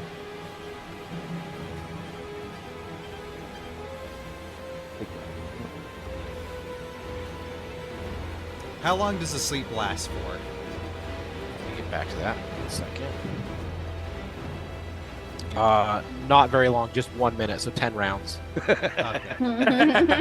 And they don't re-roll. They don't like roll anything for it. Nope, Okay. nope, there's no save. Hold down Control and then left click to drag, There we go. and Now then it's do a letting me- left click again to make a corner. Yep, and then spacebar to move. Gonna do that. Every time I try to left click again, it just doesn't work. And just make sure you're on Let's go. yourself and not select target. Yeah, I'm on myself. Select token, I mean. There you go. So seeing that he's asleep, and we're going to select this guy. I'm just gonna hit him with my longsword. Okay, go ahead and make an attack roll. And then you are one-handing it because you have a shield, correct? Yes. Okay, go ahead and make that attack roll. That definitely hits. Nice. 24 to hit. Oh. Sweet. 11 damage to Nice. that ice method. As you Nice. slice through, you you crack a ton of the ice, but it is still holding on. But it's looking pretty rough now. Okay. Right. That'll be the end of my turn, I believe. Okay, the one right here is going to target Ghost with the claw attack. There we go. I'm not at the top of my game. Does an 11 hit? No, it misses. All Yay! right, so as it reaches, you manage to sidestep it once again. Which brings us to the asleep method, who is asleep, which brings us to Rakos. It is your turn. I'm gonna do a big old smashy smash with the maul. Ah, that was Oh. almost a crit. I rubbed off on you. No. Sadly, No. the 7 does not hit. as it goes in and it sidesteps the mall as he crashes down into the snow. You see. All right, no, that's after I hit a creature with it. Okay, so I can't do that. That is all I can do. Badger, it is your turn. Okay, let's just have some fun here. Weak. So so step out from the cover. You can also use WASD to move as well. What's going on? Sorry, everybody cut out. You're still behind the cover, so if you want to do anything, you want to step out and Okay. use WASD to move as well if you want. 1, 2, 3, 4, and then you got 2 spaces left to go. 5, 6. Wait, yeah. Well, let's see. How long do I stay down? I guess I can't cast if I'm down on all fours, can I? Anyway, okay. So I'm standing it's now. a bonus action. So you don't go prone. You can just dash with the bonus action basically, and then you can be back up to attack. Yeah. Okay. Well, I mean, I'm not going all the way forward, but Okay. I am going to target. Let's see.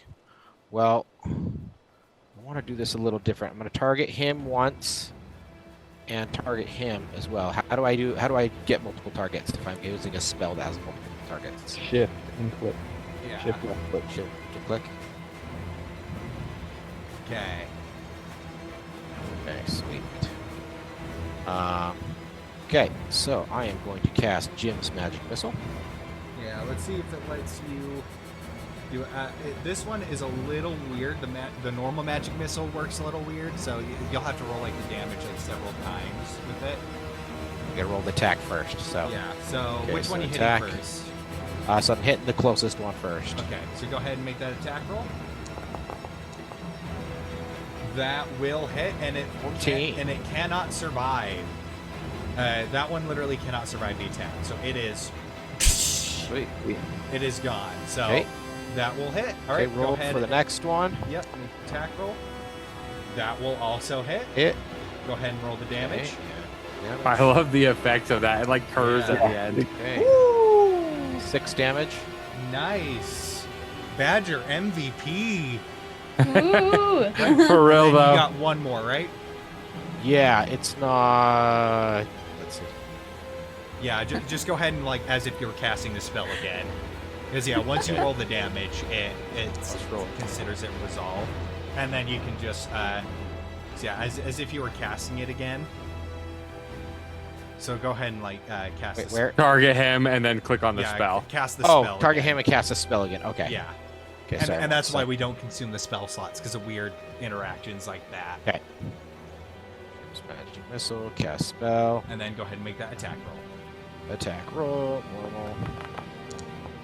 Oh yeah, that'll definitely hit. Go ahead and roll. 22 to hit. It's just like me Four. carrying our team the first couple times. All right, and that shatters this one into pieces. Nice. Okay, would anybody like to coup de grace our sleeping fellow? Me, I'm gonna smash him. Well, next in the initiative is. I'm gonna Ghost. dash. Oh, sorry. Oh, I yeah. was It's gonna say me. I'm gonna dash for my bonus action and Okay, yeah, go, you can go go another ahead. 30. 2, 3, 4, 5, 6. Okay. Okay, and then Ghost, it is your turn. I'm going to dash. Okay.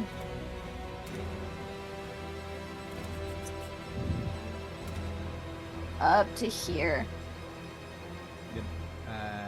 And That was 30 then feet right there, right? that was 35. Okay, so you dashed with your action. Okay. Mhm. Right. Oh wait, actually, 40, 45. There we go. Okay. Which brings us to Pax. It is your turn. Mm,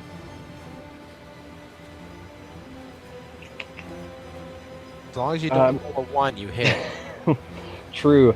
was just- Well, with it, it is still a roll to hit. It's just with advantage.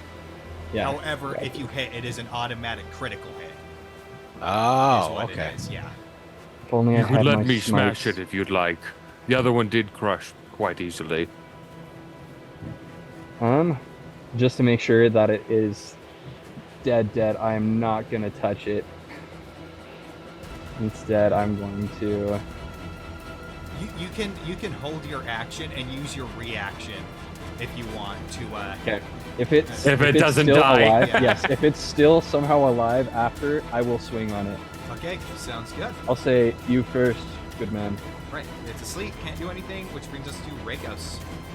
You kind of see he gives you a big grin, raises his hammer. He just like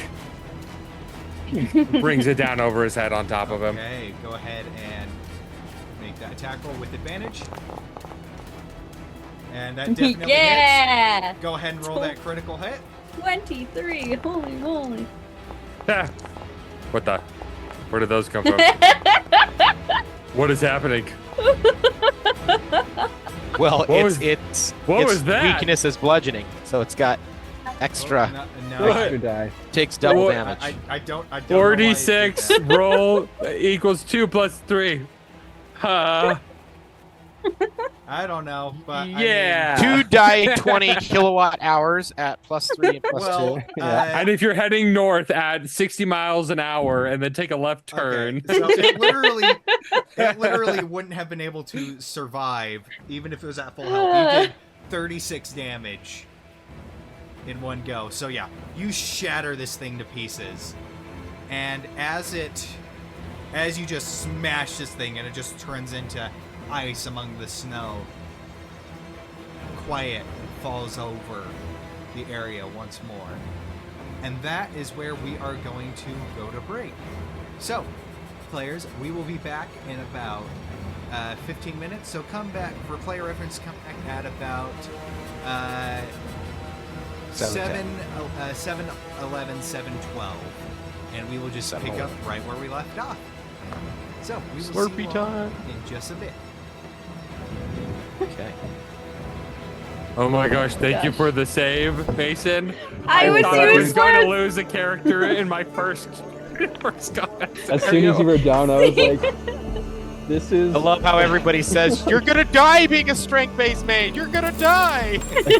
Meanwhile, I'm dying. It's like the only thing that could hurt me was their breath attacks. I literally have a 19 AC. There is. Holy moly. and Oh with my that claw gosh. attack, that was the 20 that would have hit it. So, I Yeah. I'm lucky The the fact one that on the attacked first me had hit, full it did more than my full health of damage. Ah! See? Oh, shoot. It's all good.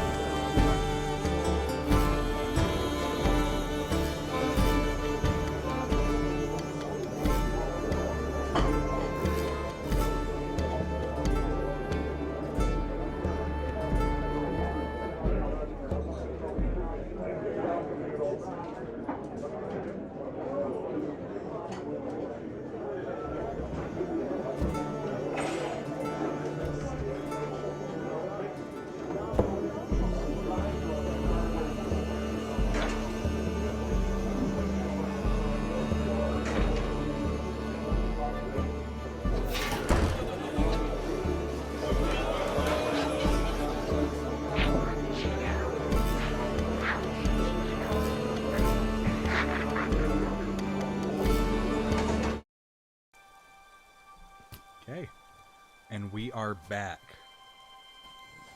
So, as the final method kind of falls, the quiet kind of washes over the clearing that you are in. And you see the that crevasse kind of slowly fill itself up with snow until it no longer becomes visible.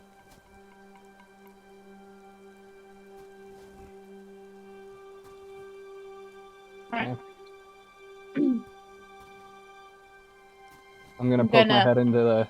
Yeah, I'm gonna poke my head into the stump. Like, so you're safe now. Yeah, so you see the young girl. She kind of looks up at you. She's clutching the bell, wearing this brightly colored winter coat, and she just kind of looks up at you. Her face is not. Her face doesn't have very much expression on it, but she's got like these kind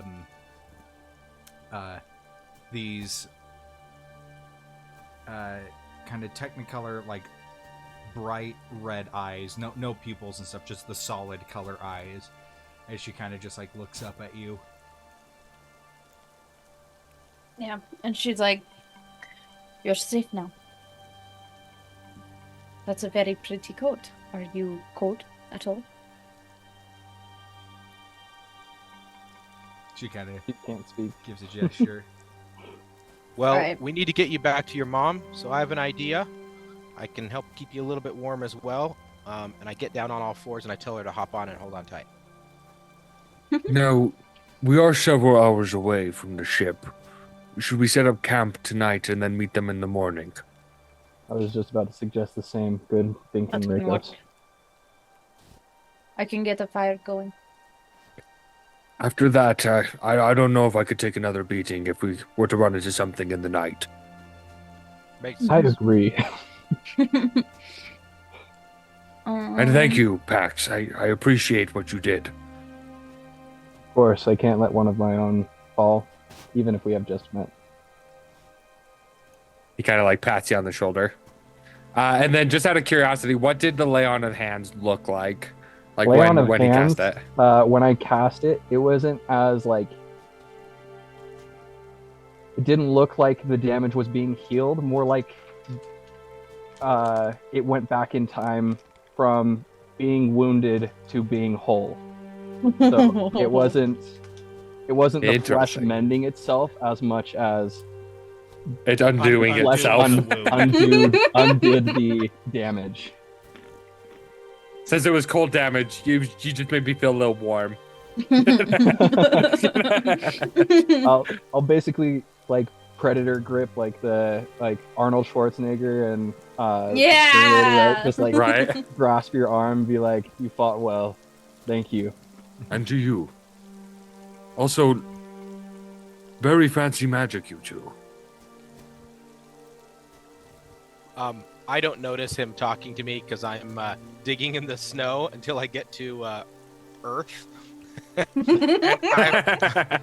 I start earth mending and moving 5 cubic feet away at a time until I've got until we're down about 10-15 feet underground, and I'm gonna make try and make about a 20 by 20 little cave that we can set up a fire. Yeah, it would take you probably around a minute or two to clear that out. Oh man, a whole minute or two. Can you guys hold on? Well, and then while you're doing that, I would hand Pax one of my hand axes and just say, "Mind helping me gather wood?" Will do. First I turn to the little one and I'll basically tell her the plan. Just be like, get down on my, or like take a knee. I'll look her in the eyes and say, it's all going to be okay. We're going to rest for tonight. And then tomorrow we'll take you back to your mom. Is that okay? She nods. Okay.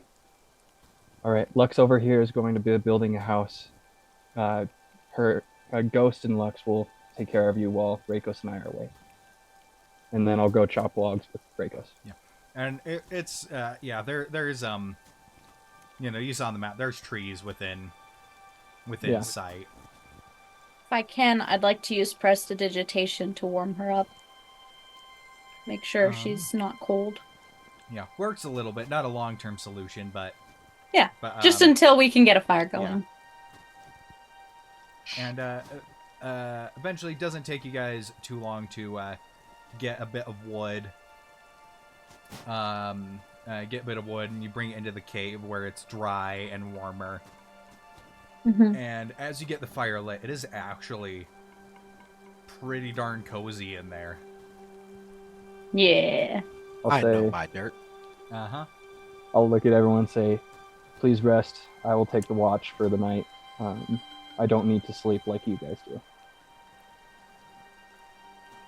Sounds good to me. And I I'll circle just- 3 times. I circle 3 times around the fire and then lay down and Plop down. knock out. I will sit by the hole, the entrance, with my hand on my sword. Before she goes to sleep, Ghost will like sit down, and then she'll actually take off a pair of gloves and roll up her sleeves to expose prosthetic arms. Very intricately made, well-made prosthetic arms that she just like conditions and checks to make sure they're all working correctly before she puts everything back and gets ready to sleep. And then when Reiko sees that, you're like, Ghost, if you don't mind me asking, did you make those yourself? No. They were a gift. Well, they're very well made. I agree.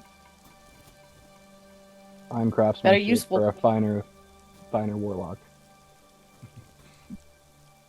Thank you.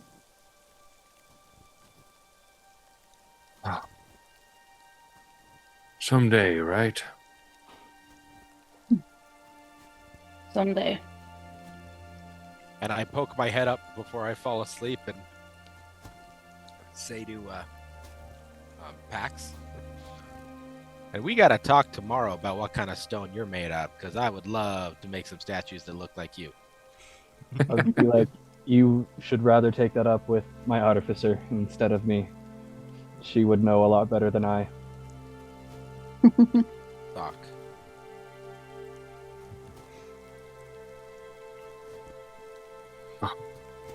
Is anyone hungry at all? Ding, I can ding, make ding. some food if anybody is. She is. It's not much, but I do have some rations. I don't mind sharing. I don't need to eat, so I can use my rations for everyone else. And was it Arya, is her name? Mhm. Yes, Arya. Arya, would you like some food? I don't know if she eats hay. She nods. I give her a wink. Okay. I will whip out my cook's utensils then from my pack. Ooh. Gather the whoever is willing to give their rations, including mine, to whip up some good grub. All right. Nice. So with some of the plant life and stuff outside, with being kind of proficient with that, you managed to go and make these boring old rations actually taste like a little more like a home cooked meal. Like a big old broth in a cauldron. Yeah, and then just with the surrounding things, you also managed to get some pine needles and make a nice pine tea as well to warm everybody up. Ooh.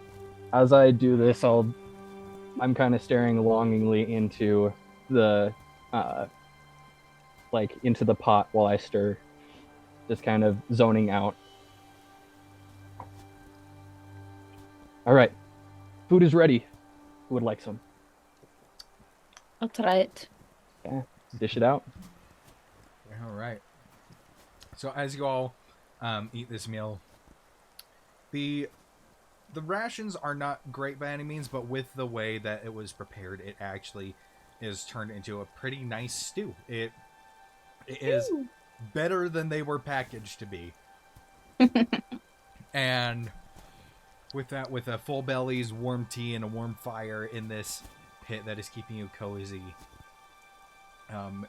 other than Pax, sleep does find the rest of you. And because of our house rule, you guys can take a short rest. With it. So you can What if I seal off the cave? seal off the cave. It is still technically out in the wilderness, so Okay, just because it's not comfy enough. Okay. mhm. Okay. So, short rest does not replenish spell slots, correct? Except for You Warlock. specifically, you have arcane recovery, so you can use your arcane recovery to restore. I think at level 1 you get 1 level 1 spell slot to restore. Well, you're a warlock, so you recover stuff on a short rest as well. Oh, I do. Sweet. Yes, And then you can roll you can roll your hit dice as well. I didn't Oh. lose any. How do I do that? In D&D Beyond, above the health, there's short rest and long rest. Click on gotcha. short rest, and then make sure you click the thing that says the hit die Gotcha. if you want to regenerate some health, and then roll for health, and then take the short rest. I didn't hit anybody, and nobody hit me. Okay, I'm so I good. recover. It's a thought 1 that spell counts. slot. So I just roll a 1d10 plus 3. Yep.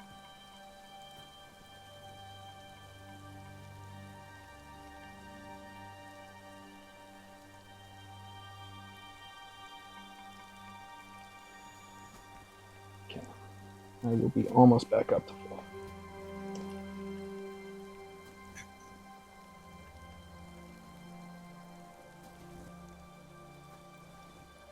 All right. And eventually the sun rises, lighting up the mountain range. And as the sunlight glistens off of the snow, it brightens up the mountain range to this beautiful, clear day. And as you step out of the cave to the north of you, you see the vast expanse of the Heraldon snowfields, like white dunes that stretch out. And to the south, the continuation of the other mountain peaks.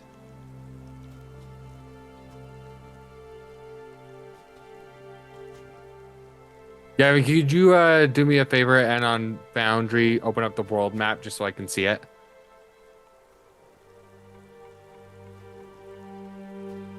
Thank you. I already exit out of Foundry. Sweet. Yeah, I just wanted to see that there. So where you say we're looking at the north side, the Heraldon snowfields. Yep.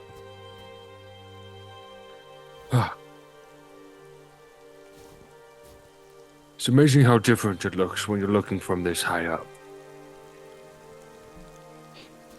Indeed, and the daylight always brings new joy.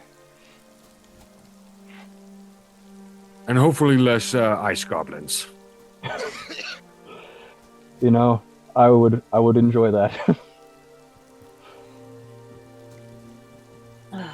All right. Are you all ready to leave? Let's do this. Yes. Arya nods. Arya, Oh, would you go like next to to- ride on Arya. my shoulders? Or would you like to ride on my back? If she's on my shoulders, she doesn't have to be in the snow. You are quite short. She is bigger than you, Badger. From You have the strength too. It's okay. but- I've got the same strength as he does. Yeah, you got the strength too, but just size wise, it might be a bit weird. Like, so she'll be like kind of waist deep in the snow at some point. She'll just feel like she's flying through the snow. And you're running I will- blindly. You could get another concussion by hitting a tree or the rock. She kind of just gives like a thumbs up and starts trudging through the snow by herself, actually ahead of you guys, and then she I- kind of looks back. I will Yeah. pick her up and put her on Rakos, and I will say, I admire your strength, little one, but you need warmth as well as a noble steed. As I put her on Rakos's head, or Rakos's head in between his horns. She just goes, And I say, "Okay, Bessie, let's go." And I'm looking at Reiko. Feel free to hold on to my horns. I don't mind. Ghost will just give her a knowing look, like, I know you want to do this on your own, but oh well, you know. How fitting is it that the cow now has a bell? And We tie it onto my horn. Ding-a-ling-a-ling. Just say moo for me, please. Just once. Just once. No. Close enough. And so as you guys Oh. start trudging back the way you came, Reikos, you're able to easily navigate, even though it snowed over the tracks that you left. You're able to easily navigate back the direction you came. And- While we're traveling, Reiko's just kind of absentmindedly, like, while traveling, would turn to the others and be like, "So, what brings you guys to our ship that crashed? Why were you guys riding?" Just kind of making idle chat. Well, for me, after my parents passed, I've just been looking to hone in my crafts and to learn a little bit more. When I was a boy, my brother, who I looked up to very much, he was murdered, and I was away starting an apprenticeship at a very young age. I was almost 8 years old, and I was away when I got a letter saying that he had been killed, and they had shipped his body back to my parents in pieces. All I have left are these claws that he gave me, and I hold up my metal, kind of gleaming, slightly shimmering claws that cover my natural claws, and then also this, and I show a stone bound, intricately carved holder that's a stone necklace and a stone thing, and what you can see is the skeletal remains of what seems to be a small fingertip. And I said, this is all that I have left of my brother. Awfully morbid you are. No, I will- I'm looking for a way to I know with all the things and wonderful miracles that I've seen out there, he didn't get a chance to live his full life, and I know there's a way to bring him back, and I'm not talking about those twisted necromancers. I am gonna bring him back to full life, and I intend to find out how. As you say this, a dark Yeah. shadow kind of passes over Pax's face and goes, "I feel your loss, but do not tempt the laws of nature." And I'll just keep on trudging in silence. I will use all the laws. I will use whatever laws are out there without breaking the laws of nature. But if I can use them in my favor and find a good way to do it, I will not only bring my brother back, but if I can find his killers, I might have a few words to say to them as well.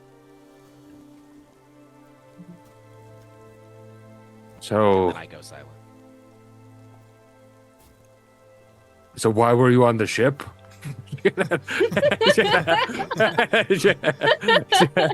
So, so I didn't. So while my name is Lux, those who know me from my home village, my family was a noble family. Brother died.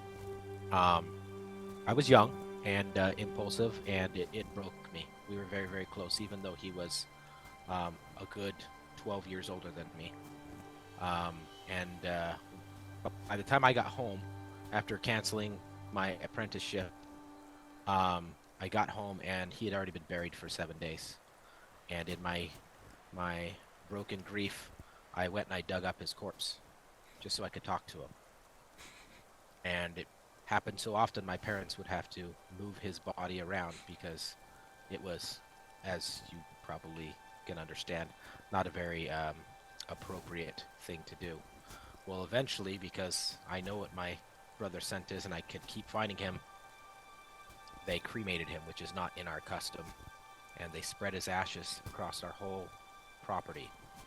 And so I would continue to dig and try and find him where I would find sense of him, and that's where I found my passion for molding the earth.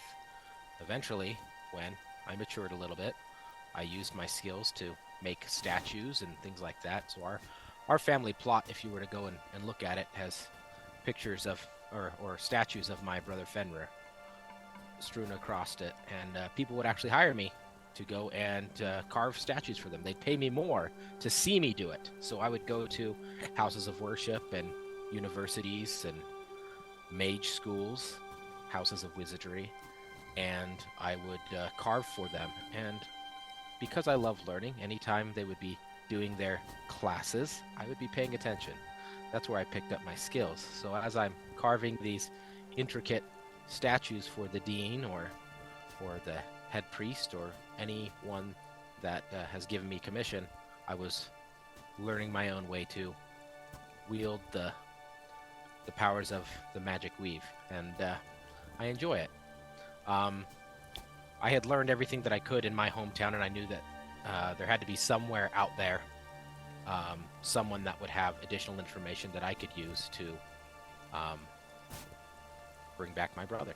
So I am just trekking to learn anything that I can about healing magic or any other type of magic that is within the laws of nature, and bring him back. That's a lot of information. Well, I have a few hours to kill, so.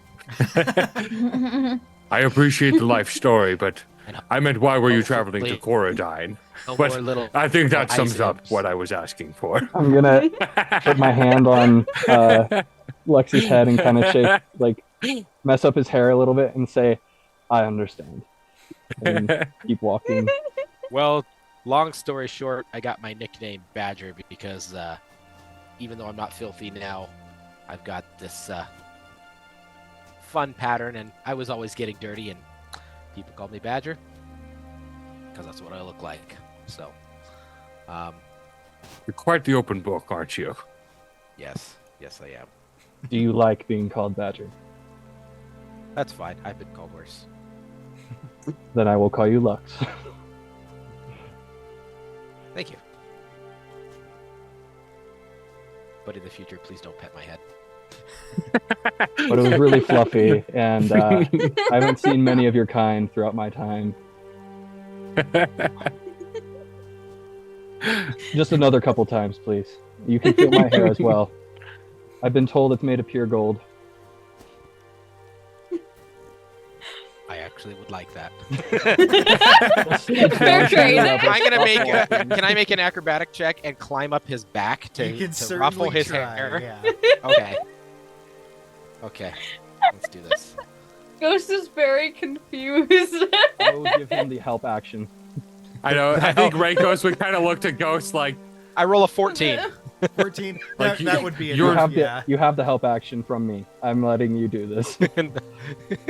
So I jump up because I'm intrigued with how his stonework and everything. So that's why it's not really about his hair, but I'm really, as I'm up there, I'm kind of examining how he was chiseled, and I mean, not like muscle chiseled, but you know what I mean. Both, yes. So as you're feeling it, it feels like natural marble. The hair itself, as you examine closely, are just very thin.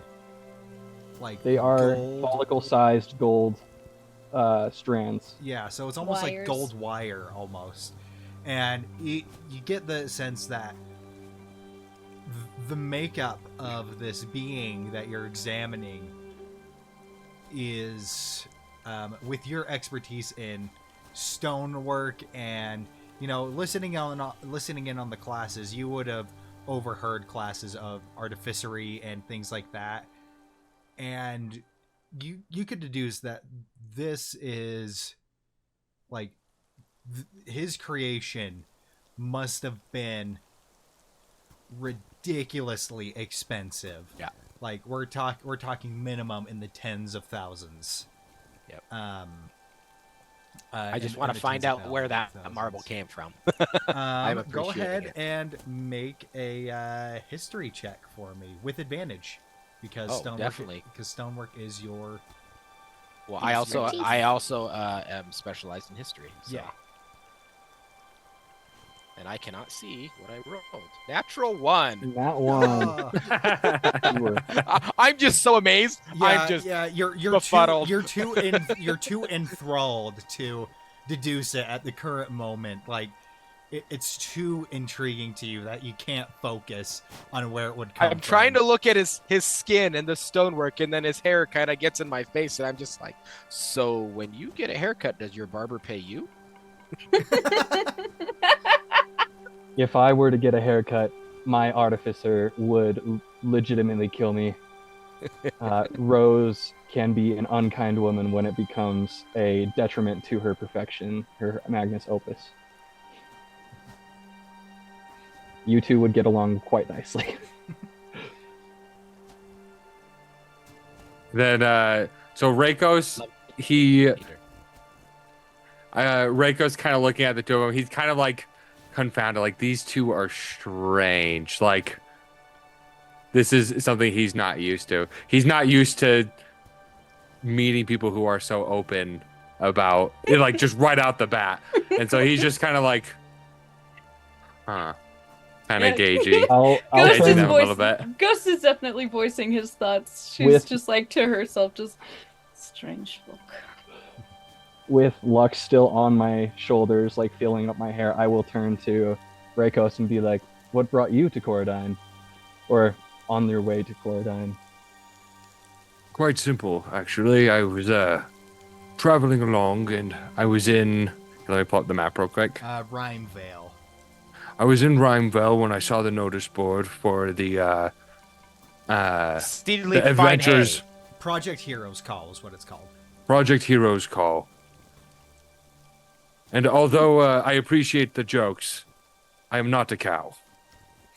I am a minotaur. There is a difference. I ask Arya to ring her bell a little bit. You see, she's got a little journal that she's pulled from her coat and has just been writing in it. And she kind of looks at you and then kind of goes, writes something down, and then shows you the book. And then the book, she just has written down, it's like calling a human a monkey. I haven't used that before. will. Thank you for the material. Talking to Lux, I'll be like, "Yes, it is very offensive to their kind." Oh, sorry. It'd be like me calling you a kitty cat and then petting you. As long as you ask first. Minotaurs are a very fine race of people. They are incredible warriors. Well, just know anything that I say is out of jest. So if there's anything that offend you that I'm not aware of, please let me know, because I would not purposely offend anyone. None taken. Ghost just kind of looks at Reiko's like, I came for the same reason you did, kind of. I saw the same poster. I've been traveling for a time, and I thought it was time to try a new path. I had a friend who used to be an adventurer. It still is out somewhere, but I figured I'd try my hand at it, see what it's like. You're I'm doing looking a fine for job some- so far. First monster I found knocked me on my ass. Yet But thanks killed to you, two of I'm them. okay. It was barely as big as me. Madam What I Ghost, you mean, were not as saying- a slight to you, is that it was surprising that those guys could pack a punch. Nobody was expecting that. They were surprisingly difficult. By the way, like I was saying last night, though, very impressive with your magic. Well, thank you. That fire I'll try was to be quite useful. useful. Was it you who put it to sleep? Yes, that was me. And Very useful. as you guys are coming within a mile, suddenly over the ridge of the mountain, you just see this bright red light The blip must be sail close. Flare. into the sky as the signal flare lights up. They might Mile be in away. trouble. We can do that in what, 6-7 minutes?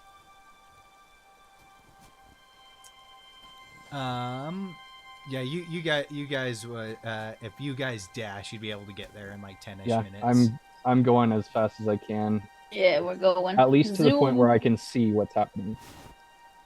It's possible it's just the next airship that's arrived. You said it's a clear day, though, right? It's a clear day, yeah. Okay. So as you round a corner, you're still a little ways off, but now you can see the straight shot to the plateau that the wreckage crashed on. And there you see another airship has harpooned itself to the mountainside and pulled itself in closer, hovering in the air. And from a pretty... And so you're still a little ways off, but you see a ramp coming down with the tiny black dots of the individuals boarding the airship. Right. Go. Well, we're running, Arya. You be ringing that bell so they can hear us. Ding, ding, ding, ding. Ding, ding, ding, ding. I figure the high-pitched bell can probably carry a little bit further than this minute. Causes an avalanche. It seems, Yeah. as you guys kind of get close, it seems that the captain of the crash ship hasn't boarded yet, and he's kind of looking out, and then he kind of spots you, and he gives you a big kind of wave, and then you just hear him shout, "They're returning!" And At this point, I'll take Arya off of Reiko, set her down so she can walk the rest of the way to her mom. And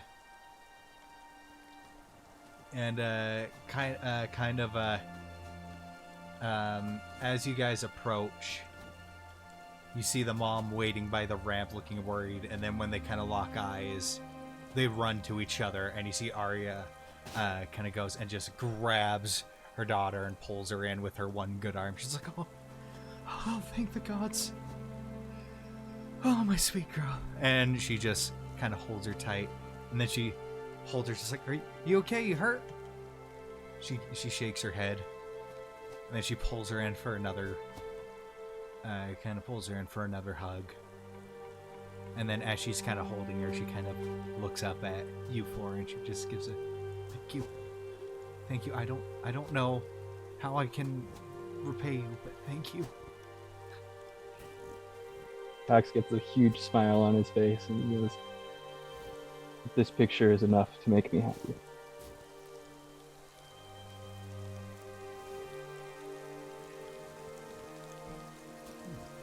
Rikus will just kind of nod at her.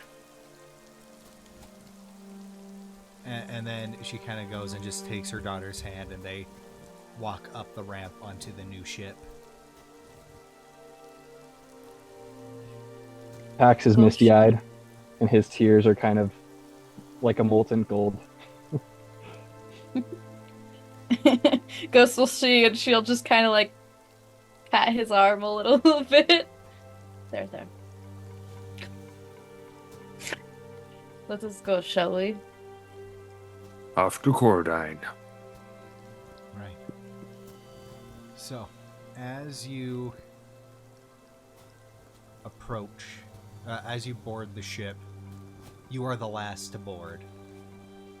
And almost immediately, they pull in the anchors, pull up the ramp, and begin the flight further south. The air is brisk and cold as the air is brisk and cold as they're going, but on the ship itself, food is being served at no cost to everybody. Provisions, nice. Rations, and the mood seems to have lifted, as thanks to your efforts in finding Arya, there were 0 fatalities and 0 missing persons. By all accounts, it is a miracle, as as speed begins to pick up, and once again, the skyship begins to gain speed.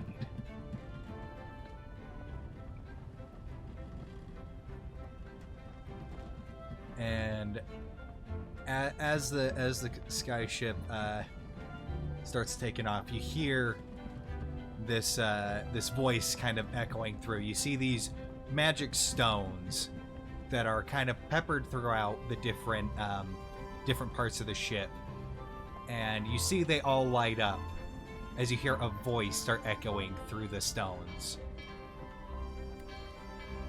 This is your captain speaking. I know you've all had a rough go of it, but we will be landing in Coradine come tomorrow morning.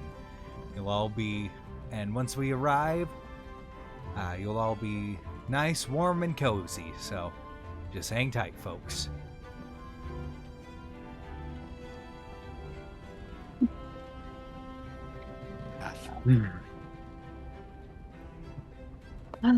Successful trip. Right. Crazy one, but successful. Now, and he would kind of gather you all in. I know you were responding to the hero's call as well. You two seemed quite capable as well. Were you thinking of going there as well? Where the adventure can take me. Yeah, well, there's stuff to learn anywhere, so might as well go where I'm useful. I must report to my chapter first, and then I will be joining, yes. Well, hopefully I will see you all there, because it was nice having you around. It was good to meet you as well. And I run to the back of the ship to see if I can make it go faster by shooting firebolts off the back of it. You attempt to, but just given the law of physics, it does not do anything. You're definitely firing I'm firebolts. still having fun. I'm a little frustrated, so I just keep doing it. Hugo's just going like, If anything, I see if Arya's looking to just entertain her like fireworks almost. I'll put a hand on Ghost's shoulder and say, thank you for helping us back there. You were much appreciated. And I will continue towards the back of the airship. And you notice that Arya isn't quite paying attention. You notice she's taken a page from her book, ripped it out, and is folding it up in kind of folding it up origami kind of a thing, and makes this little makes this kind of like little bird. Then you see as she finishes doing that, she goes back to her book and draws, and like goes back to drawing something. Seems that she's been, over the course of this day, she's been kind of drawing something. Okay, I try and look and see what it is. She doesn't hide it from you at all, so you could just kind of go over and look. Okay. What is it? What do I And see? you see this large bird that she has drawn. However, it seems, and for someone her age, it is actually a fairly detailed drawing. And it seems to be a bird of some kind with like a head of a falcon. However, it looks like it's got metal ridges and bladed wings that and bladed wings kind of a thing. And it looks like it's in a like a diving position as she kind of draws it. I ask her, "Did you see something the night we crashed?" She draws a very quick sketch of the airship with the balloon, and then draws the arrow of the bird into the balloon. witness. Reikos is not crazy. This time. In this exact circumstance, he's not. Crazy, right? I ask her if she'd be willing to part with that page so that I could hold on to it and possibly figure out what this creature was that attacked us. She goes and she'll close another page over it, trace over an exact copy, rip it out, and hand it over to you. Sweet. I'll put Hey, that in my that's what pocket. I would have done. And then And eat it for safekeeping. And then she also, you see her flip through, and you notice she's got like very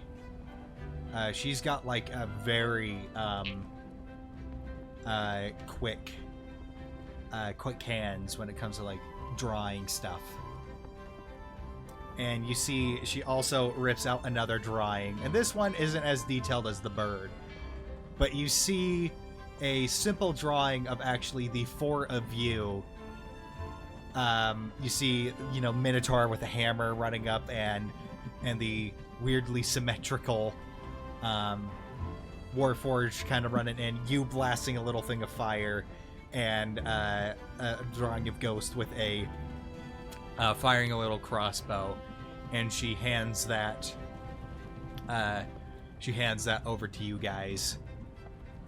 Aw. And with that, I will give you guys each a D6 Bardic Inspiration that will not expire, which you can hold on to Wow. Sweet. for whatever role you wish. Inspiration. So can I just So click we on the roll a D6? inspiration? Roll a Yep. D6 on a roll that you want. Just next time you roll, whenever you want to use it, it's yours to use. And you can save it till next episode if you'd like as well. So I how actually would we was- add that in? Is that Just section? when you make a roll, you can just add a D6. Just like put a note somewhere to remind yourself. I clicked on the inspiration box, so it'll show did me too. that I have one. Oh, there's an inspiration box. Where's Yeah. that? Yeah. um, It's so cute. I've never been able to do that before. That's awesome. Right. D&D Beyond next to your hit points should Next be right to my there. hit. To the Inspiration. left of it. Box. So I just click that and. Now you It'll- got. Like a sunrise. Yeah. Now you're It- inspired. Yay! Oh! That's so cute. What the heck? It's just a little sunrise. The little sunrise. Mr. yeah. Sun, Yeah. Sun, Mr. Golden Sun. But Light on. eventually, you guys are given your own little rooms, which you're able to sleep in. And then, come the next morning,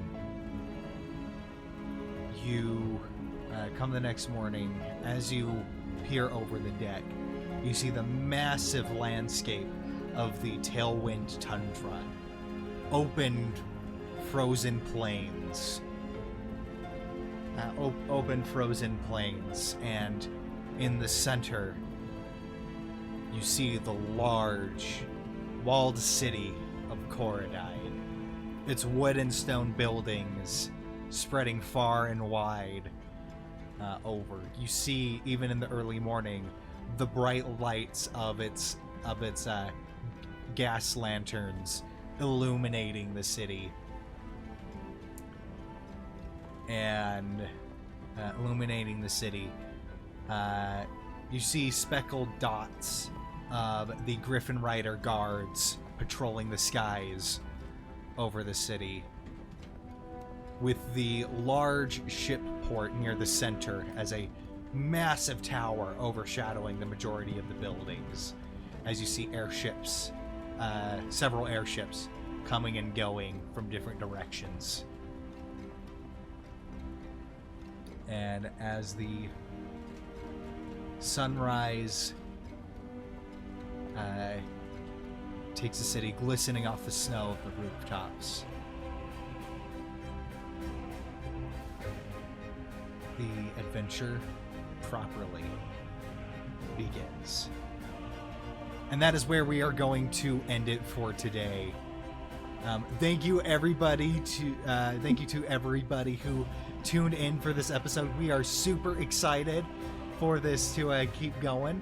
And like I said, this will be a weekly campaign, so we will be back on next Wednesday at 5 p.m. Mountain Standard Time. But before we go, let's go ahead and show off the intro. So, let's take a roll woo! at that.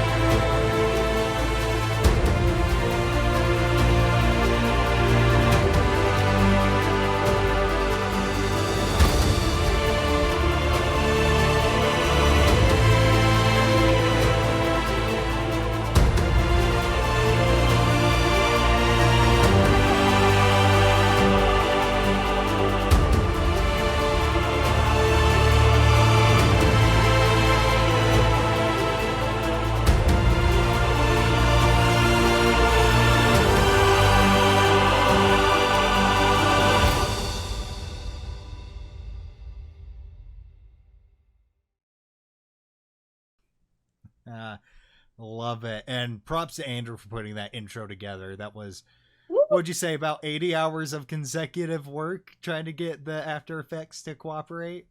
Yeah, because Without I the- had an outdated, corrupted file and then had to, like, with outdated file sources too. So I had to convert everything over and then take apart what was uncorrupted and then piece it together. But it was fun and I like how it turned out. So Incredible. Worth it. Awesome. But thank you Yeah. all so much Thank for you. watching. Once again, go ahead and check us out on Patreon if that's something you're interested in. You get things like discounts, being able to play games with me and the other cast members, as well as just some exclusive Discord access. And you know, the more support we can get on the Patreon, the higher quality stuff that we can make. But any and all support, even just you watching, is more than enough. And so, yeah, we appreciate the support. And as always, thank you all one more time. We love y'all, and y'all have a fantastic night. Thank you, and goodbye.